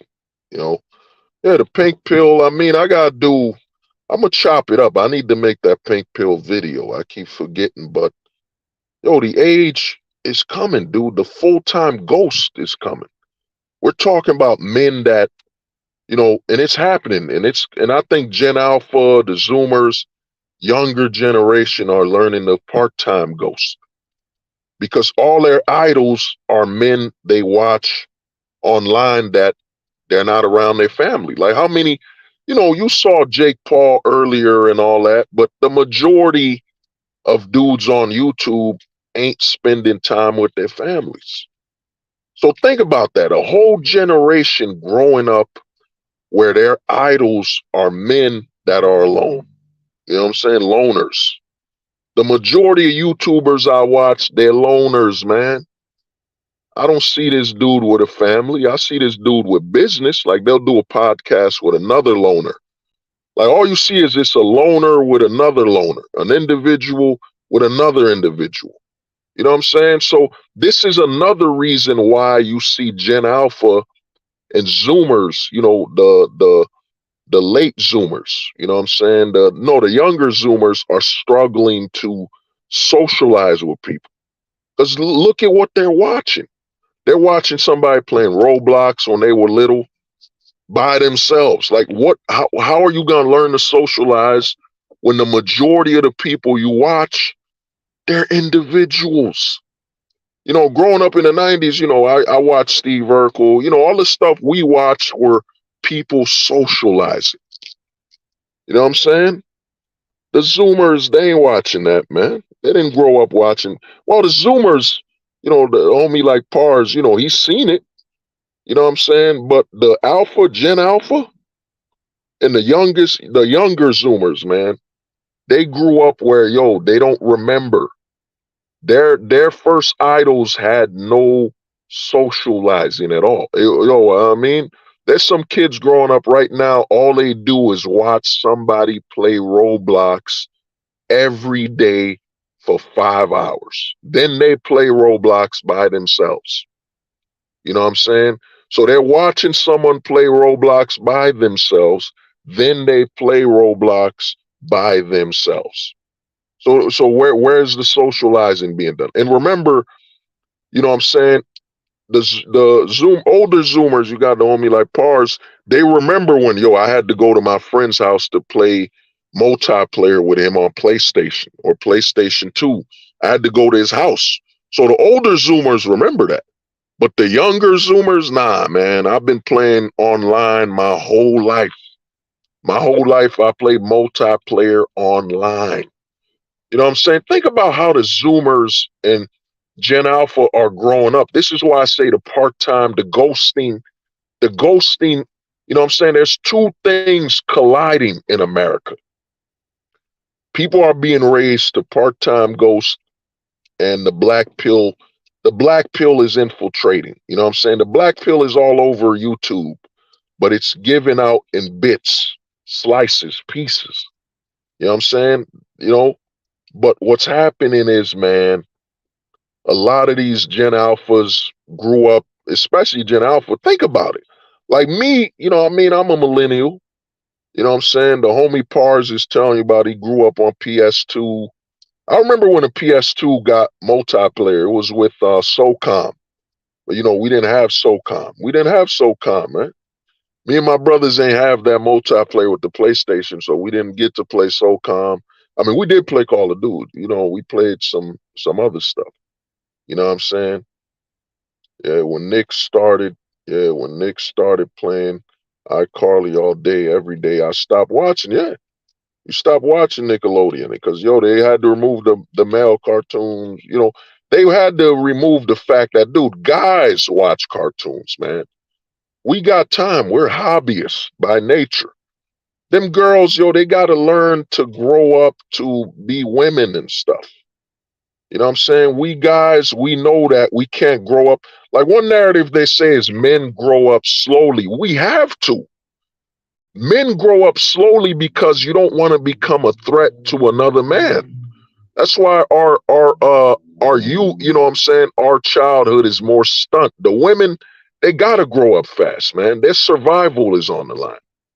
You know what I'm saying? As much as they think about it, if you think about electricity and technology, think about it.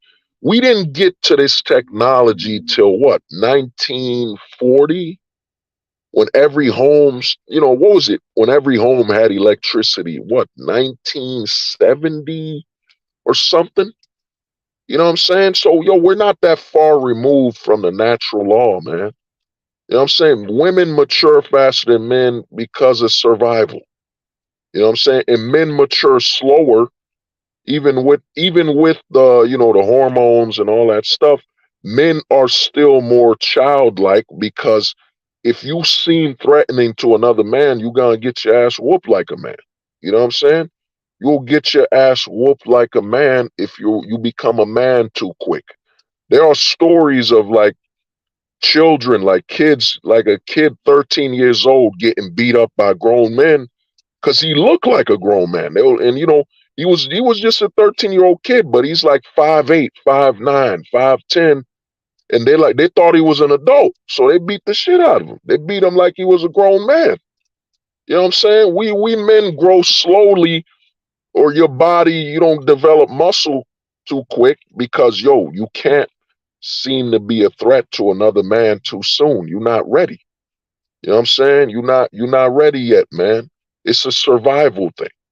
The women have to mature quickly so the men look at them differently. You know what I mean? And the boys mature a little slower because the men, you don't want the men to want to fight you. You know what I'm saying?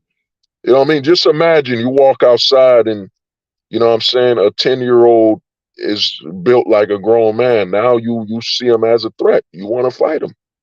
You might see him as a threat and a danger to you. So there's a reason, man. They try to trick you with all this gender shit, but there's a law to this, man. There's a law of nature to this, man. You know what I'm saying?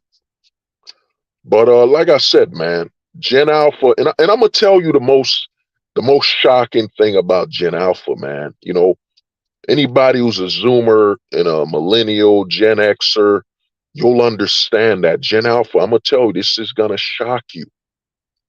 This is how you know the Gen Alpha.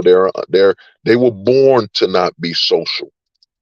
They were born. They were born in a time where they can't socialize. I gotta make a stream on Gen Alpha. But think about it, dude. When we were growing up, if you're a millennial, older Zoomer, Gen X, or a Boomer, you remember that when you were little, to play with your friends, you had to meet with each other.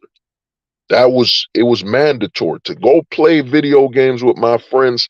I had to go to their house, or they had to come to my house. They had to bring an extra controller.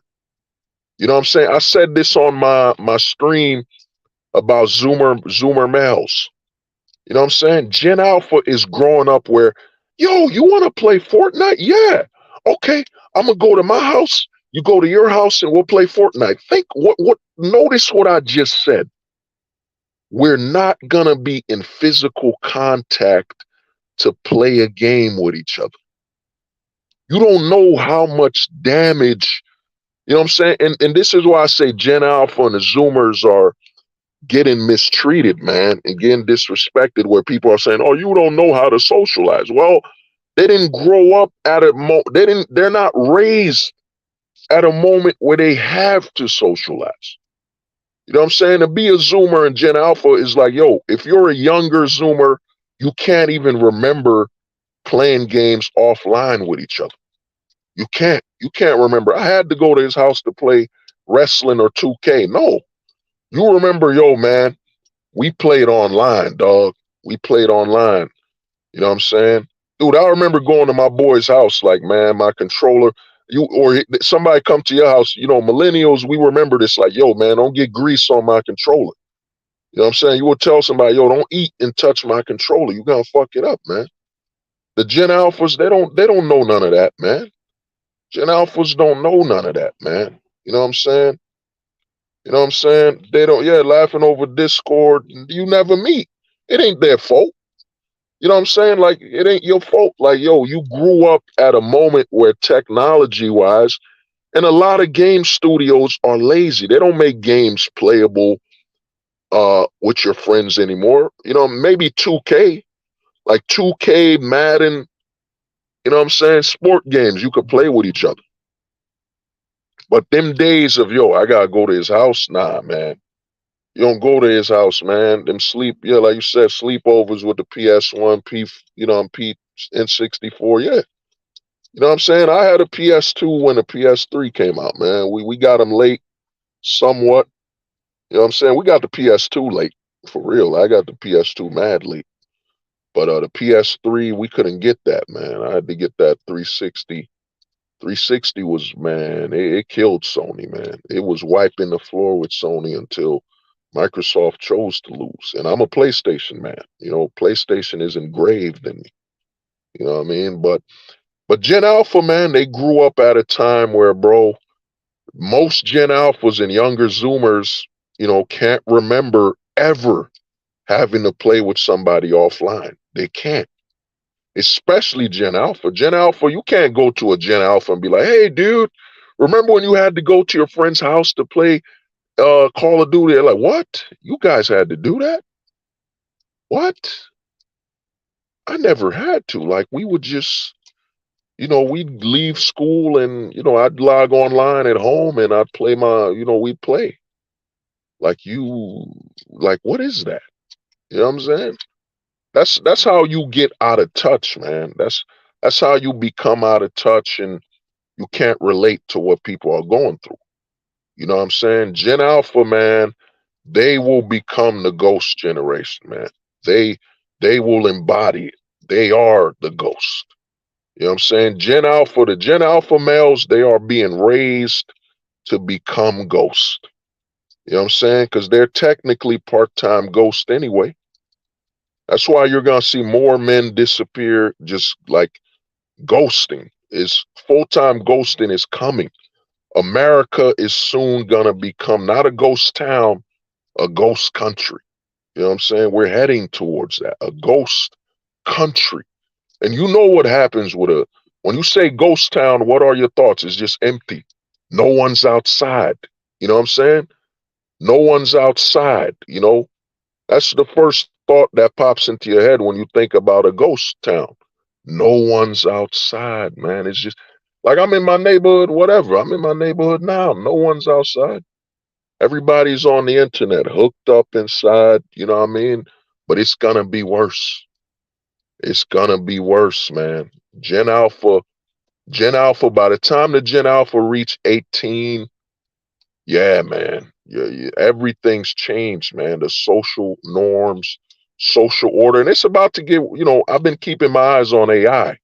We're gonna head to the moment where we're heading to the age where you tell a computer soon texting and typing, that's old people, man. Old people used to text with their fingers. You know what I'm saying? Gen Alpha is gonna be, you motherfuckers used to text with your fingers? You uncivilized beast, man. Like, what the fuck's wrong with you? You guys used to text with your fingers. Yo, we just tell the AI what we want and it does it. You know what I'm saying? Or the AI is on autopilot. It knows the parameters of my character. So I never have to talk to anybody. You know what I'm saying? Shit is about to change, man. Y'all don't even know, man. You know what I'm saying? The black pill, you know what I'm saying? The combination of the black pill and this ghosting awareness, you become, your mind opens, man. You know what I'm saying? What game did you, man, me and my brothers used to play SmackDown, Here Comes the Pain, man. SmackDown, Here Comes the Pain, one of the best, if not the best wrestling game ever. We used to play, NWO versus WCW, man. Yo, we played the hell out of that. You know what I'm saying? We used to play, you wake up, NBA Live, NBA Streets, NFL Streets. Come on, man. Yo, we used to go to sleep. You would sleep and wake up. It's coming. Yeah, the ghost country already began. All the Oh, yo, Dreamstorm, you wildin', man. You wildin'. You a wild man. Yeah, I mean, while they hunting, I mean, that's what the closet is about. That's why look at guys like CBP, man. Face rating men, then you find out that he's giving advice on getting with trannies. You know what I'm saying? And yo, I'm gonna tell you something. This how I knew I had pull, man. I did a stream and a lot of people got offended. I did a stream called The Closet Conspiracy.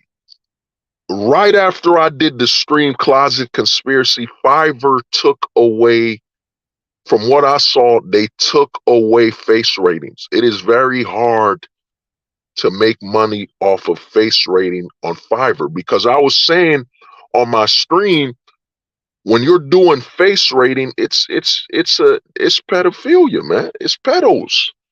Like, how do you know? Like, for example, CBP's getting guys. He said, "Well, send me your photo, and I'll face rate it." Like, how the fuck does he know if they're minors or not?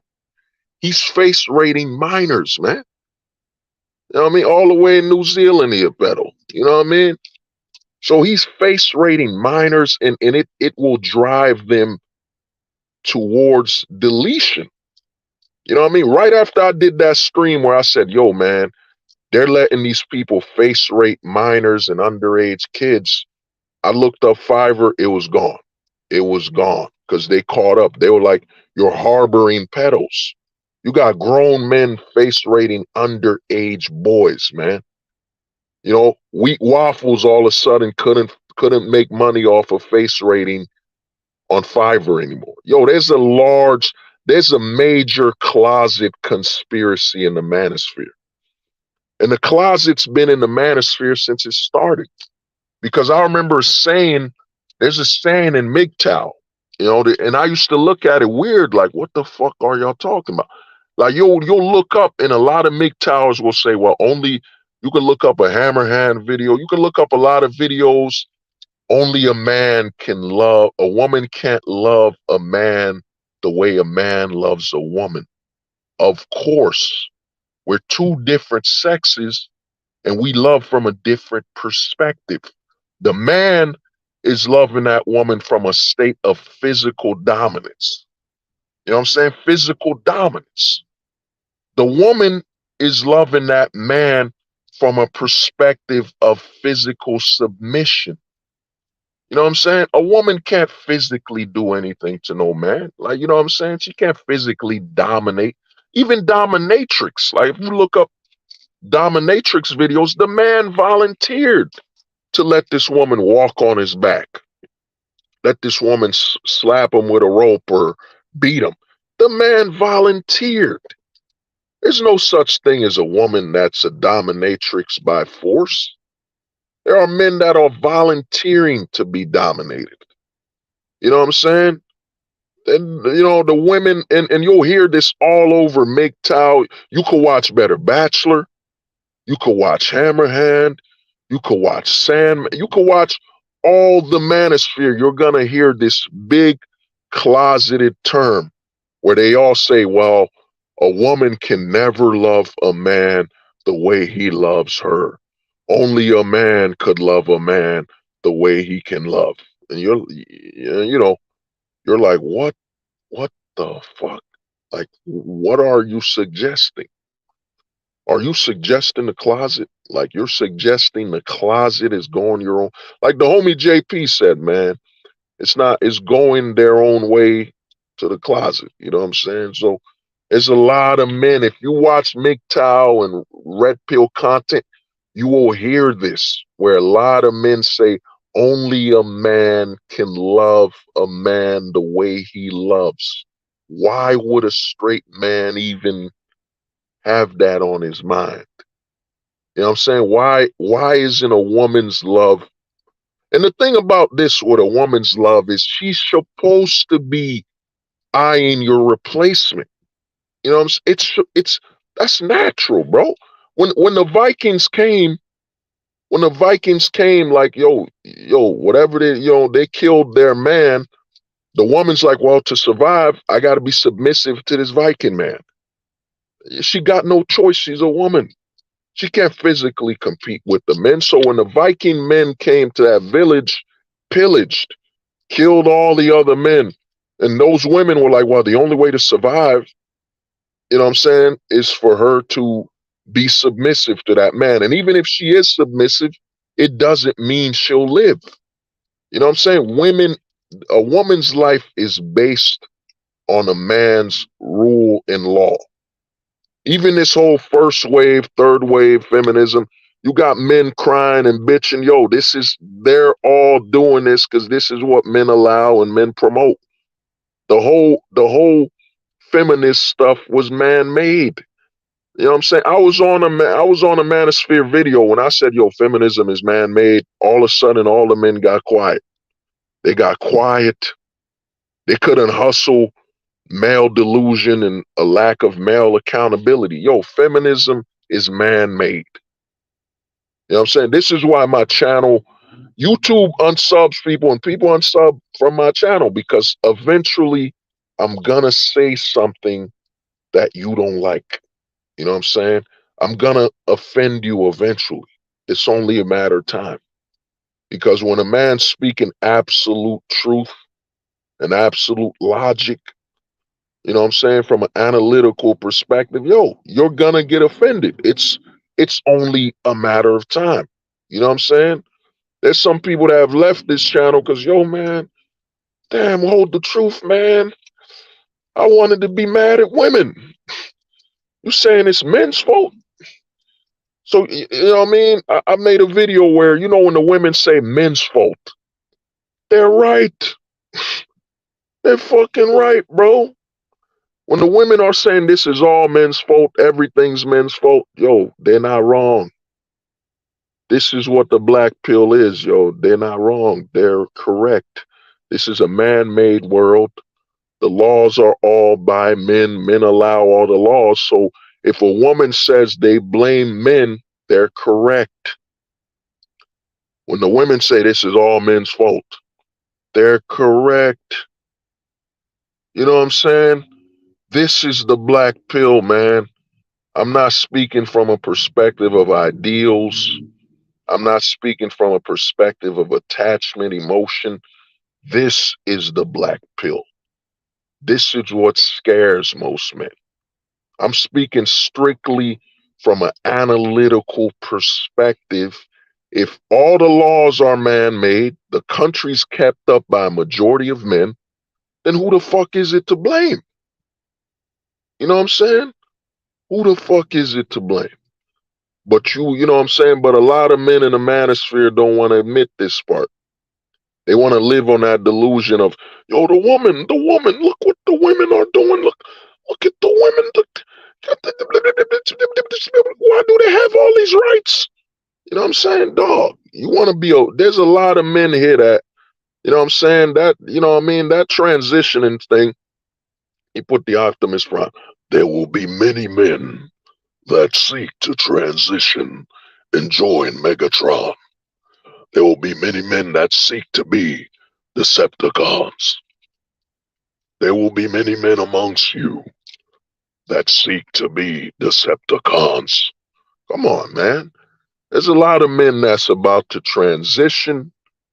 Look at a CEO of a beer company that literally promoted what he wants, the closet. You know what I'm saying? The closet's being promoted because a lot of men in the manosphere want to, a lot of men want to return to Rome, man. There's a lot of men who, when they get older and they learn about Rome and they're like, word? You used to do that? You could do this? They used to keep another man in a tent? Oh, wow, what? Damn, why can't we return to the Roman closet? You know what I'm saying? Why can't we return to the Roman closet? There's a lot of men who want the Roman closet, man. You know what I'm saying? That's why you see these companies losing billions. The guys that are at the top literally promoting the closet. You know what I'm saying? Losing their company money. There's a lot of men who want to return to the Roman closet, man. There's a lot of men that don't want to count Roman numerals. They want the closet. They want to return to the closets of Rome. You know what I'm saying? Where you had a dude in your tent, where you had a closet in your tent. You know what I'm saying? You had a pupil that was training to be a good closeted servant for you. A lot of men want to return to Rome. Why you think the manosphere references Rome so much? You know what I'm saying? It took me a while to get it, to understand it, that, yeah, man, the Romans were known for the open closet policy, man. The Roman tent, yeah. A lot of men in the manosphere want that Roman tent. You know what I'm saying? That Roman tent experience. You know what I'm saying? You know what I mean? Yeah. Oh, yeah. Oh, look at that, the homie. All roads lead back to Rome. Yo, yo, dream story. That's fucked up, man. You know what I'm saying? It's like I said on that song, every road. In fact, no, man. It's every road leads to the closet. Just like every knee needs to be touched. Every road leads to the closet. Come on, man. Come on, dude. Well, the U.S., the thing is this, man. When I gotta do a video, the pink pill versus the purple pill, but the thing is this: the purple pill died. The purple pill died in the 1950s. The 60s was the beginning of the pink pill.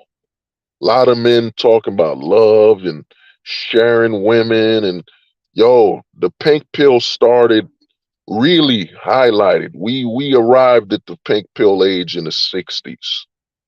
50s was the last true decade of the pink, the purple pilled man. Because once 69 happened, that's when no fault divorce passed. You know what I'm saying? Men, the purple pill men were fighting it. They were fighting it, trying to stay relevant. But yeah, man, their time passed. Their time is over. But like I said, man, to me, you gotta understand, man. A lot of men, and it's showing. America's becoming more and more like Rome. And a lot of men, a lot of dudes that want that Roman tent experience, that Roman tent, that Roman closet experience, they want to speed up the process. They're like, man, okay, we got the parades. You know what I'm saying? The parades, the pride parades. We need the closet everywhere, man. We need to get back like Rome. It should just be normal. It should be the first option, like Rome. Like if you do Roman history, the closet was the first option. You know what I'm saying? It was normal. Why you think they had so many statues of dudes naked? You know what I'm saying? Not covered up or nothing, man. Straight out there. A lot of men in the West, especially the US now, they're showing themselves. They want the Romes, man. They want the Roman skirt. They want Rome to return, man. You know what I'm saying? What's really happening in America isn't that the US is falling like Rome. No. The US is becoming the rebirth of Rome. You know what I'm saying? This is what the black pill is, man. It's not being ideal, and it's about being analytical. It's about being comparing history. Shout out to the homie JP Hives. JP always references history. He goes deeper than me with it. With his historical, he's more well read. But this is what's happening. America is becoming the rebirth of Rome. You know what I'm saying? You know what I mean? If you read the real Hercules, if you read any true stories of Rome, not the straight version of Rome. You know what I mean? That was edited. You know what I'm saying? Hercules edited, man. You know, I love that show, Hercules, with Kevin Sorbo. That was my show in the 90s. I still remember the theme.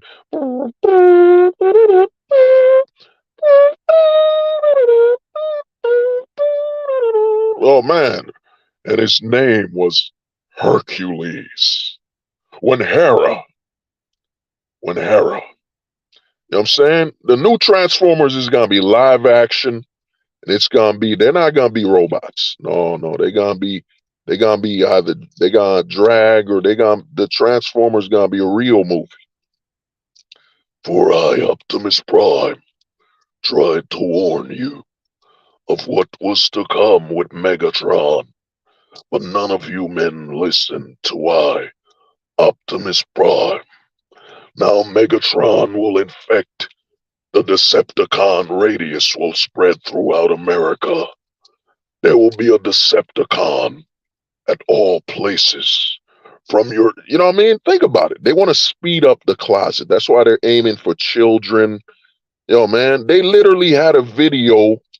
They literally had a video where dudes in drag was singing, "We're coming for your kids." Disney literally said, "We coming for the kids." These are major corporations, man.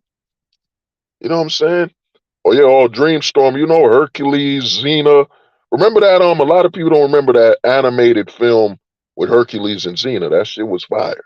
That shit was hard body. You know what I'm saying? And his name was Hercules. When Hera poisoned and killed his children. Man, I remember that theme. I gotta rewatch Hercules, man. Hercules. You know what I'm saying? But yo, man, you're witnessing the rebirth of Rome. And the rebirth of Rome started in the 2010s. There was hints of it in the 2000s. The 2000s with the metrosexual male.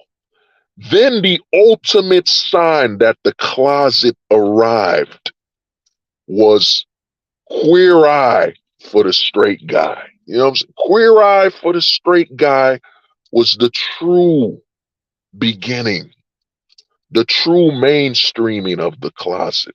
You know what I'm saying? The true mainstream effect of the closet was queer eye for the straight guy. You know what I'm saying? Because you had a gay dude come to your closet. I'm not making this shit up. Notice. Think subconsciously. Maybe that's why I came up with the word closet. You know, you had a gay dude come to a straight man's closet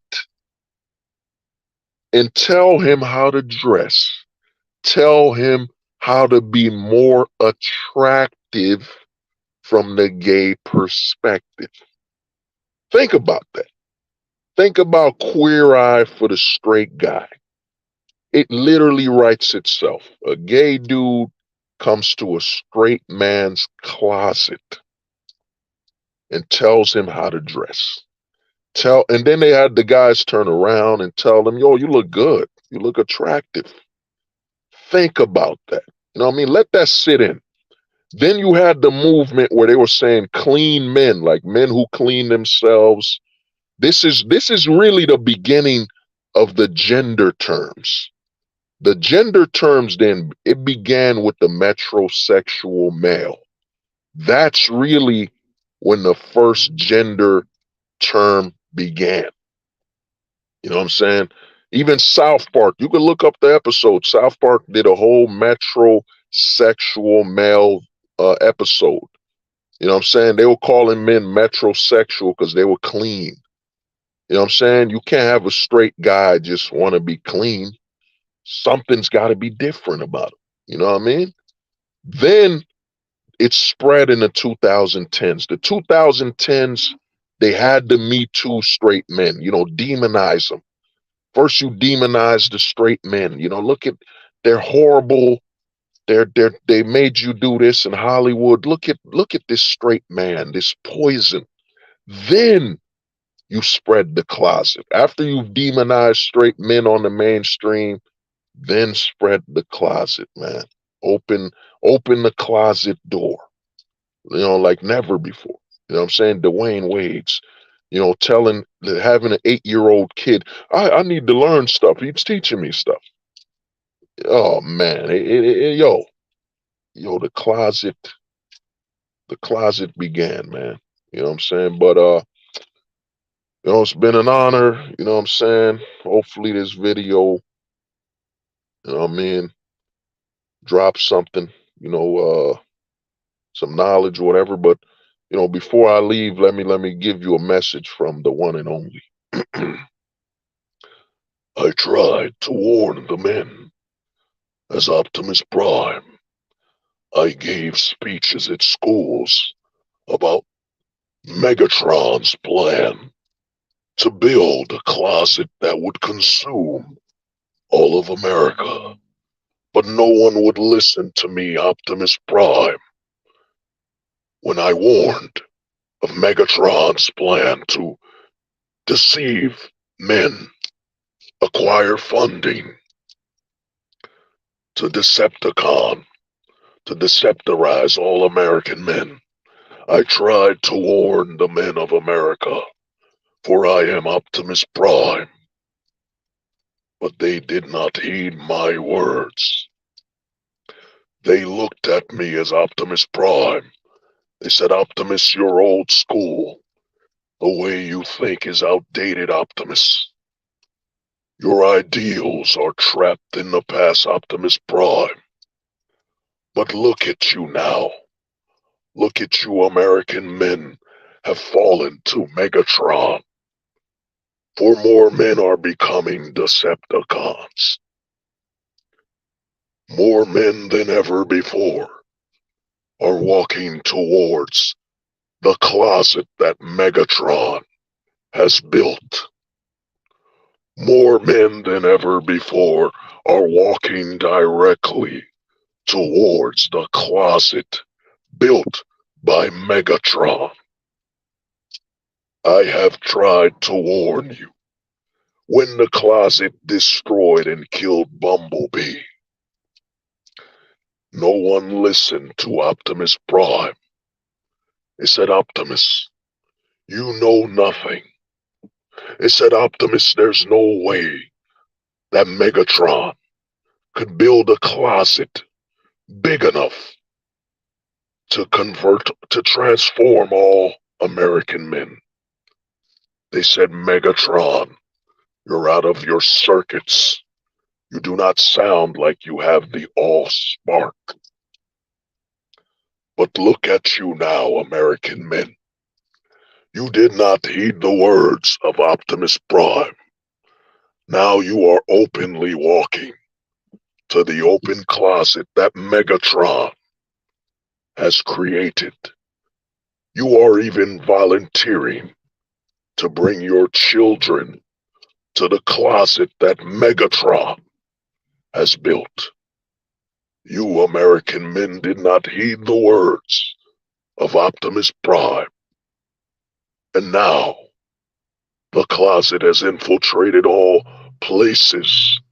Your beer has been infiltrated by the closet.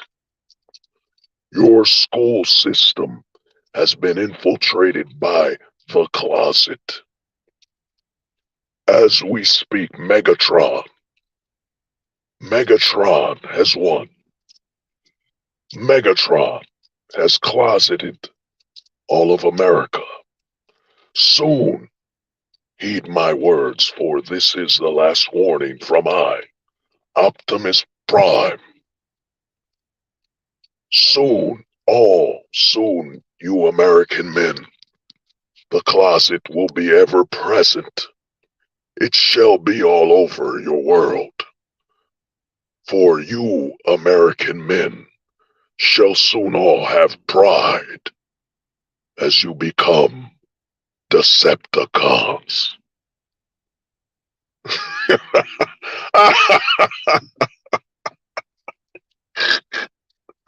Oh man, you know what I'm saying? You got men getting transitions to go to sports.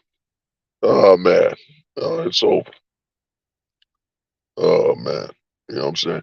There is no hypergamy when a man has become a Decepticon. For I have tried to warn you. I, Optimus Prime, the last survivor, the last living embodiment of men without pride.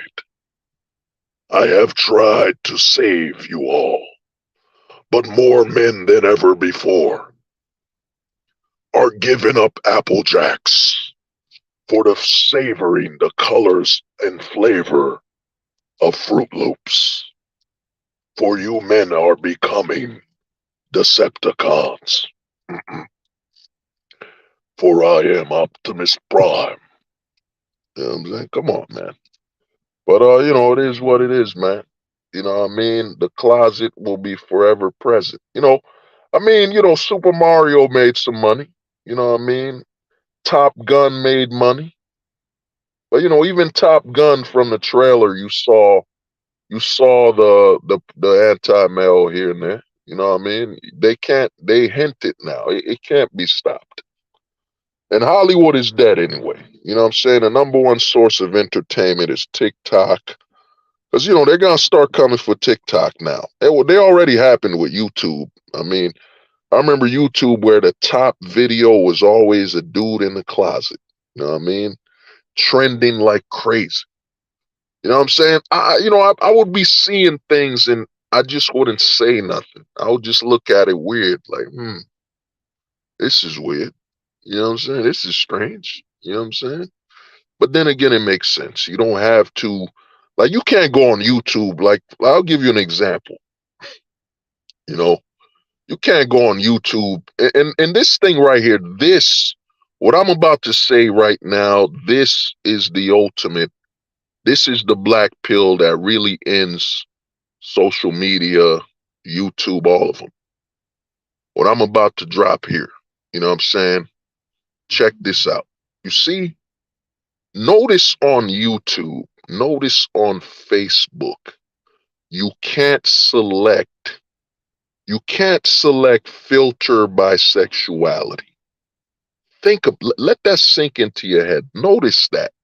I can't go on YouTube and say, nope, yo, I'm a straight guy. I only want to see straight content. That's it. That's it. You can't do that on Facebook. You can't filter it based on your sexuality. Because they know that if you could do that, the percentage of the population will be exposed. It would truly be exposed that there is extremely a minimalistic amount when it comes to the non-straight aspect. You know what I'm saying? And they actually generate far less money, far less interest. You know what I'm saying? And in fact, even the non-straight people are more interested in straight content anyway. It's like I tell people, a straight guy watches Superman, he wants to be Superman to be with Lois. You know what I'm saying? A lesbian watches Superman, she wants to be Superman to have Lois. You know what I'm saying? A gay dude watches Superman, he wants to be with Superman. You know what I'm saying? Different. Everyone gets to watch something from their perspective. But what's happened is on social media and all that, and I would even say, even if you go to porn sites, it's changed too. You know, you go to porn sites, they're removing the filters too, man. The closet is everywhere now, man. The closet in the West, you know what I'm saying? You don't have a choice no more, man. The closet is becoming mandatory participation. You know what I'm saying? You know, when you were in school and they were like, yo, this is mandatory. You know what I'm saying? You don't do this, you know what I mean? Your exposure, it's called inclusion. Now, that's really what it is. Inclusion is nothing more than saying it is mandatory. You don't have a choice. I had somebody on YouTube. I was talking to him. Facebook. We were chopping it up. We were talking about comic books and characters and all that. And the dude dropped, "You're non-inclusionary." You know what I'm saying? You're non-inclusive. I'm like, no, bro, you can't force me to be inclusive, man. You can't tell me what the fuck I'm doing. So inclusion is actually sugarcoating mandatory. That's really what inclusion is, because we've been had an inclusive society, man. You know what I'm saying? They act like, you know, even in the 90s, you know what I mean? You knew the rainbow guy across the street and who that was, but you just left them alone. You know what I'm saying? People running jokes and all that, but other than that, It ain't like he walked across the street, people ran him over with a car or something. You know what I'm saying? It wasn't like that. They try to make the 90s look like it was a barbaric age, the 90s and 80s. It was an age where if you even wore a rainbow shirt, they would hunt you down with wolves and dogs. Come on, man. When you got Studio 54, you had Freddie Mercury, you had all these dudes, man. Elton John. Come on, man. Get out of here. You know what I'm saying? So to me, you got to understand that how come on YouTube you can't filter it out based on sexuality. Think about it. Let that sink in your head, man. You could filter it out based on age. You can filter it out based on, you know, if it's adult content or cursing, but you can't filter it based on sexuality. You know what I'm saying? Because that's the major loophole. The biggest loophole they have is they never have to feature the sexuality. They'll advertise a movie. Oh man, look at that movie from Marvel Immortals. They advertised it, but they didn't have to mention a sexuality feature. They know the day somebody does a rating board that says, yo, that's what I'm actually doing for my comics and stuff I'm creating. I feature the sexuality featured so you don't get confused. You know what I'm saying? Whatever you're buying, you know what you're buying. You know, so there's a lot going on, man. There's a lot going on.